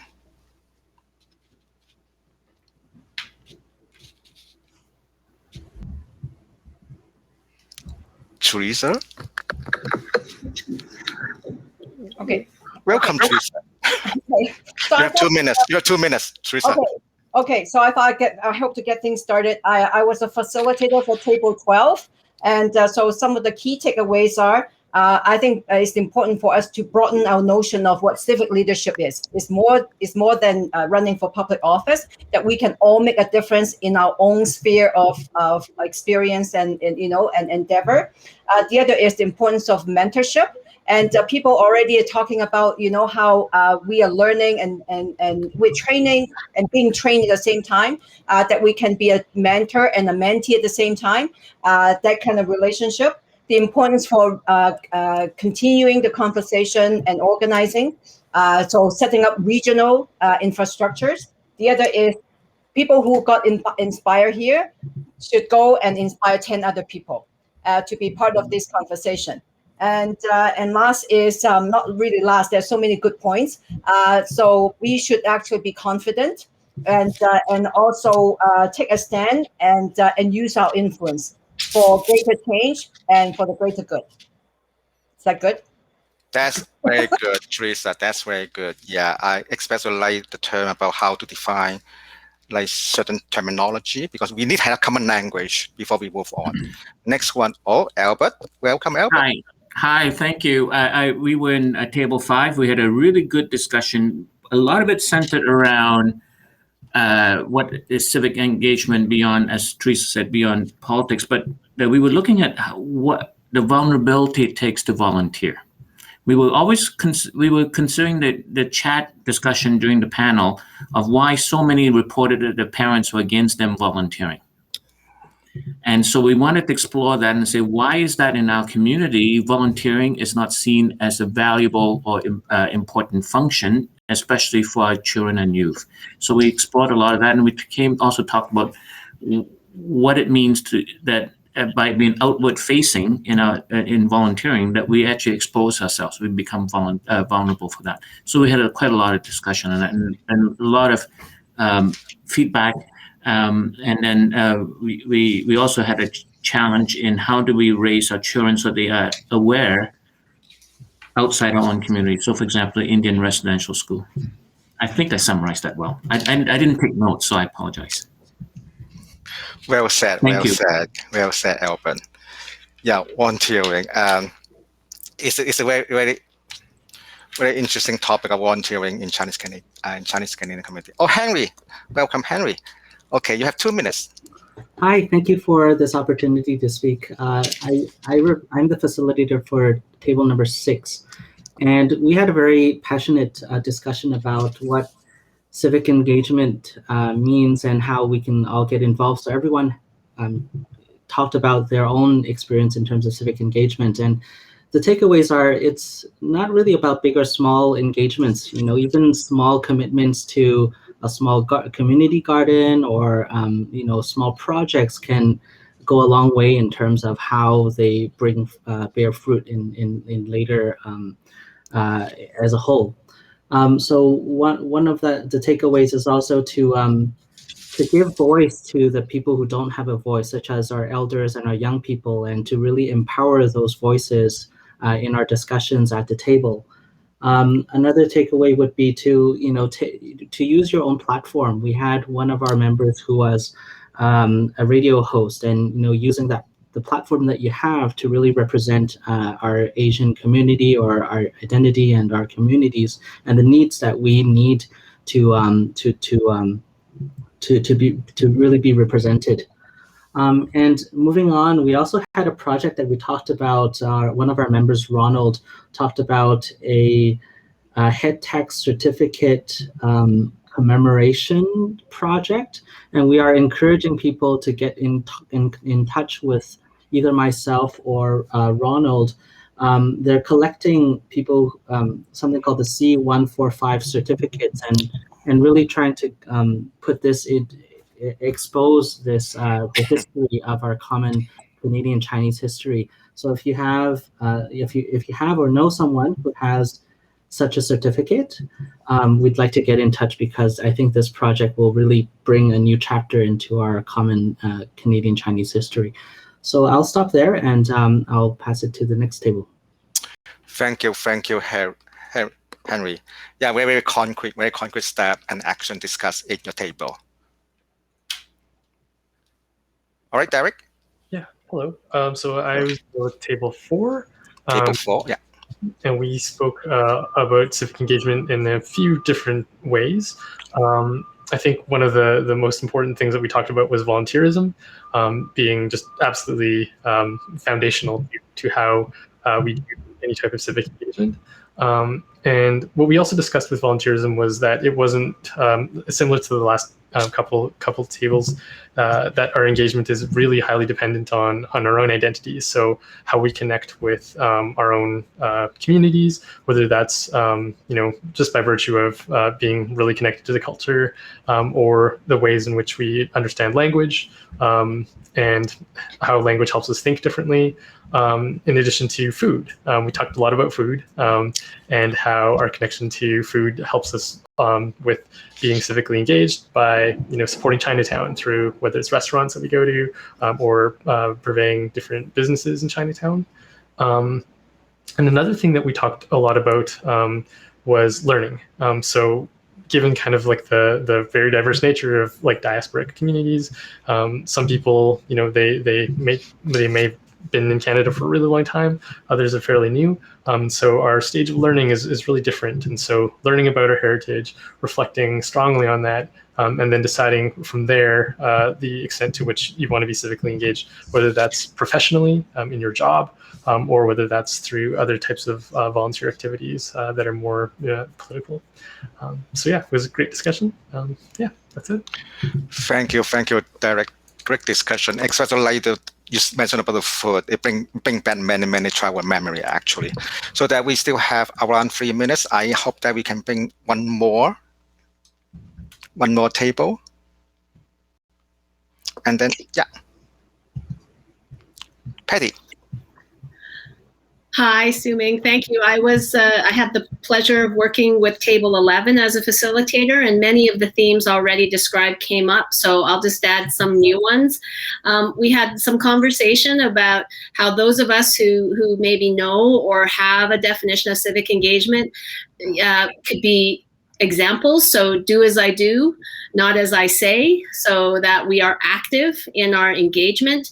And that can happen at very close levels, like with your own children, and helping to be role models, right through to larger initiatives where you see more public issues like the concerns that the Indigenous communities are facing around reconciliation, and being part of movements where you can be a great ally.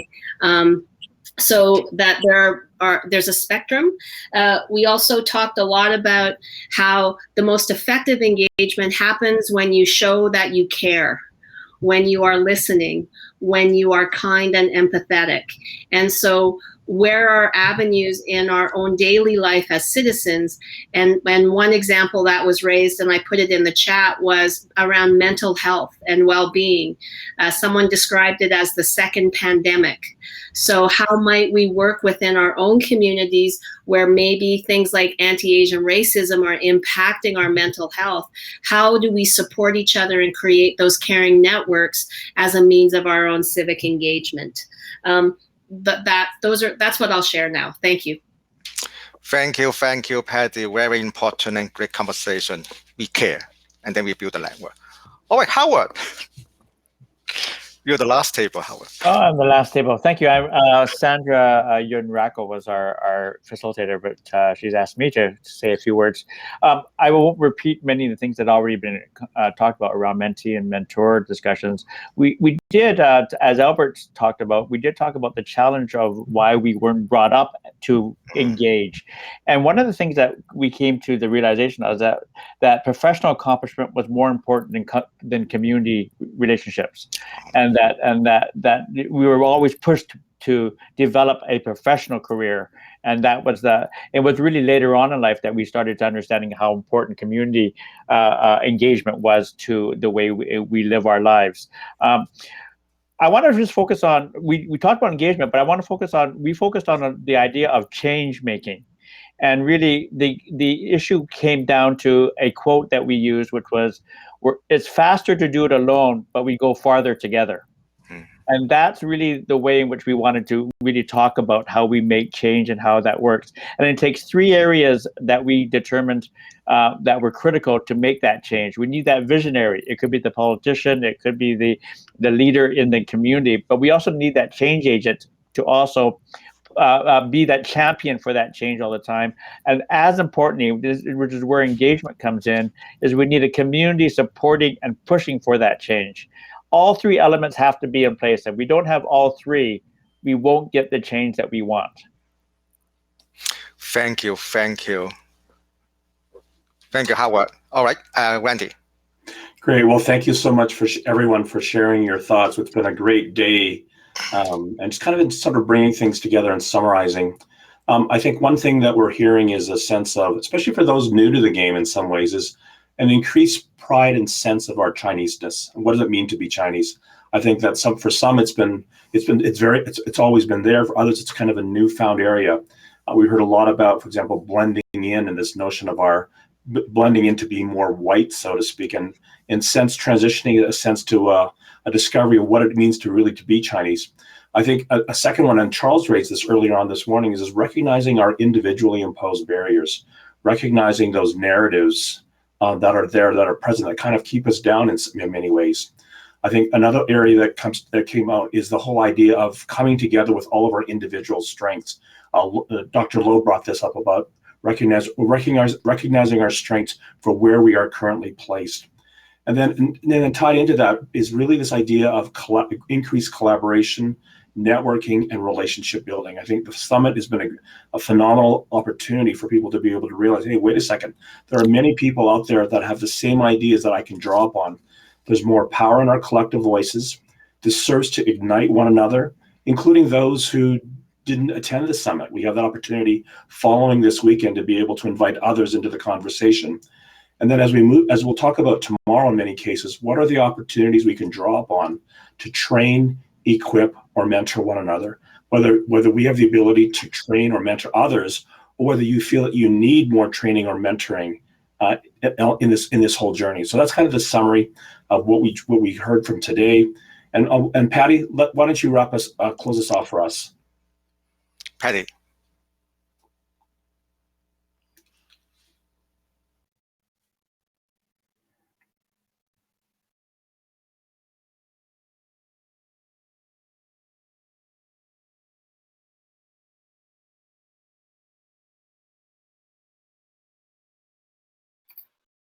Here I am. Sorry about that. I think my interweb might be running a little bit slow, but I captured everything that you, Suming and Randy said and shared with us. Thank you so much for taking us through that breakout session and sharing all of the thoughts. My thanks to all of the facilitators. Yes, I agree. Faster alone, farther together is a great way to summarize what we heard in the conversations today. Once again, in keeping with the tradition of just some amazing inspirational and aspirational conversations and comments that we heard and were shared, it's been a terrific day for me to again participate and listen in on what we heard from Fred and Carol and the members of the panel.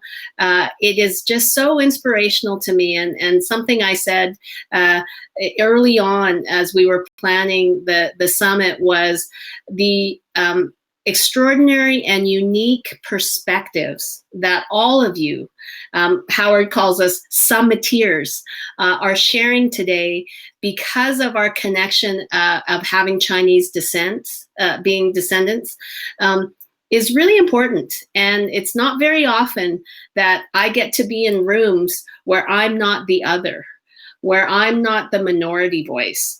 And what a difference that makes for me.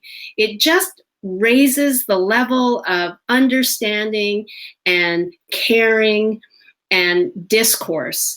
And I know for me, who has had the great honor of being a leader in a variety of communities, our conversations these last few days have added more to my toolkit as a leader, and I hope it's done the same for all of you. And wait, there's more. We come back again tomorrow for another terrific conversation with leaders. We'll be hearing particularly from Tung Chan and Senator Yun Pao Wu about what it means to have a seat at the table. And I think it's a wonderful way to bookend our summit when we talked last week with Henry about, well, why does it have to be the same table? Or Tessica saying, just throw out the table and make a new one. Or what does the chair mean? And all of those kinds of things. I think it's going to be a really rousing conversation and a wonderful way for us to wrap up the summit sessions as we lead into a conversation about Chinatowns for those of you who want to join the updates and the working groups who are working across the country tomorrow afternoon, 1:30 Mountain Time. And then, of course, Tuesday, June 29th, will be action planning. A lot of the things you've been talking about. How do we activate what's already happening in communities? How might we continue this means of connecting and networking? And so we want to get your feelings. I've seen all the emojis and the emoticons come up, which has been awesome. But we're going to do some polling. So if you go to the third tab on the right-hand side of your screen that says polls, you'll see our first question is, how did today's session resonate with you? So we also have what level of new insight did you gain from today's session? So can we ask that you answer the poll questions? I'm clicking on my answers right now as I speak and not look at the camera. And I hope that all of you can submit your votes as well. A third question Donna's posed is, based on the insights you have gained today, what level of new or upgraded actions will you take? And clicking on my vote and then clicking on the vote button. We'll see all of those questions and polls. You can see how people are responding below if you scroll down on that poll. So that gives us some good initial feedback as we think about future summits and future ways in which we will pose questions, and even including how we might think about the session tomorrow and what kinds of other options and other ways we can pose questions for tomorrow.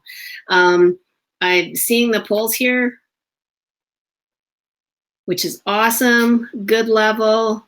Very much so on how the session resonated with you. That's great. I can see some people who are feeling activated and eager to act. So be sure you come back to and join us tomorrow. And more importantly, for this final half hour, we want to encourage you to continue to network, continue some of the conversations that it sounds like many of you started in the breakout groups, and have your opportunities to share ideas, to think about ways in which we might continue this discourse. Because I have the screen, I'm going to take the liberty of saying, I'm looking for 3 people who might work with me so that we could start a dim sum club every month. And we gather one Saturday a month just to connect. Maybe we think about different themes or topics, but a chance for us in community to come together, share some ideas and thoughts, and more importantly, connect and support Chinatown businesses in Calgary. So for those of you who are Calgary-based, maybe get in touch with me over today or tomorrow. You can send me a private message, and I'll be sure to get it, and we can think about ways that we might connect that way. So that's my taking my minute up. So we're going to lead into the networking sessions right now. And we had lots of people who were really fascinated and enjoyed the speed networking. So keep in mind, in the network sessions, you have the option of joining a table, and you can see all the people who are there, many of whom have spoken on panels over the course of last week and this week. Organizers, there's summit planners and organizers. You've heard from all of us in the chats. Please feel free to join those tables. The fun thing about speed networking, and I've done it, and it's really awesome, is you get matched up one-on-one for 5 minutes. So you get to have a little bit of a deeper getting to know you conversation. And one of the things we talked about in our session was working at the speed of trust. And you do that by getting to know each other, right? By getting to have conversations that you might not have otherwise. And so I really encourage those of you to think about speed networking. It's really fun. You always get cut off because the conversation goes on more, but a good icebreaker and a good way to introduce each other, introduce you to each other. Don't forget, you can also direct message people. So if you go to the People tab on the right-hand side of your screen, it lists everybody who's online, and you can send them a direct message. You'll see a little bar under their name, and you can just direct message them and say, hey, do you want to connect? So lots of ways for you to meet with each other. And finally, we have a table set up specifically for people who want to talk about the growing phenomenon of the disappearance of Chinatowns. Sandy Yep, YEP, who is part of a working group aiming to put together a national strategy to protect Canada's Chinatowns, is going to be at table 15. So if you want to talk more about that, please join Sandy at table 15. And Nicholas, I already see you're in for Dim Sum Club. So look for me at one of the tables, and we can talk about how we might start up Dim Sum Club here in Calgary. And who knows, maybe there's some other jurisdictions and cities who want to start up as well. I am just looking at my messaging to make sure, Donna and Sharon, I haven't missed anything. And I think I've got everything. I see some direct messages from some of you in Calgary. So look for me at a table and we can talk more about what we can do in Calgary. And in the meantime, I think that's it for me. So over to the networking, and we will see all of you again tomorrow, starting at 9 a.m. Mountain Time. Thanks all so much for being with us. We'll talk to you later.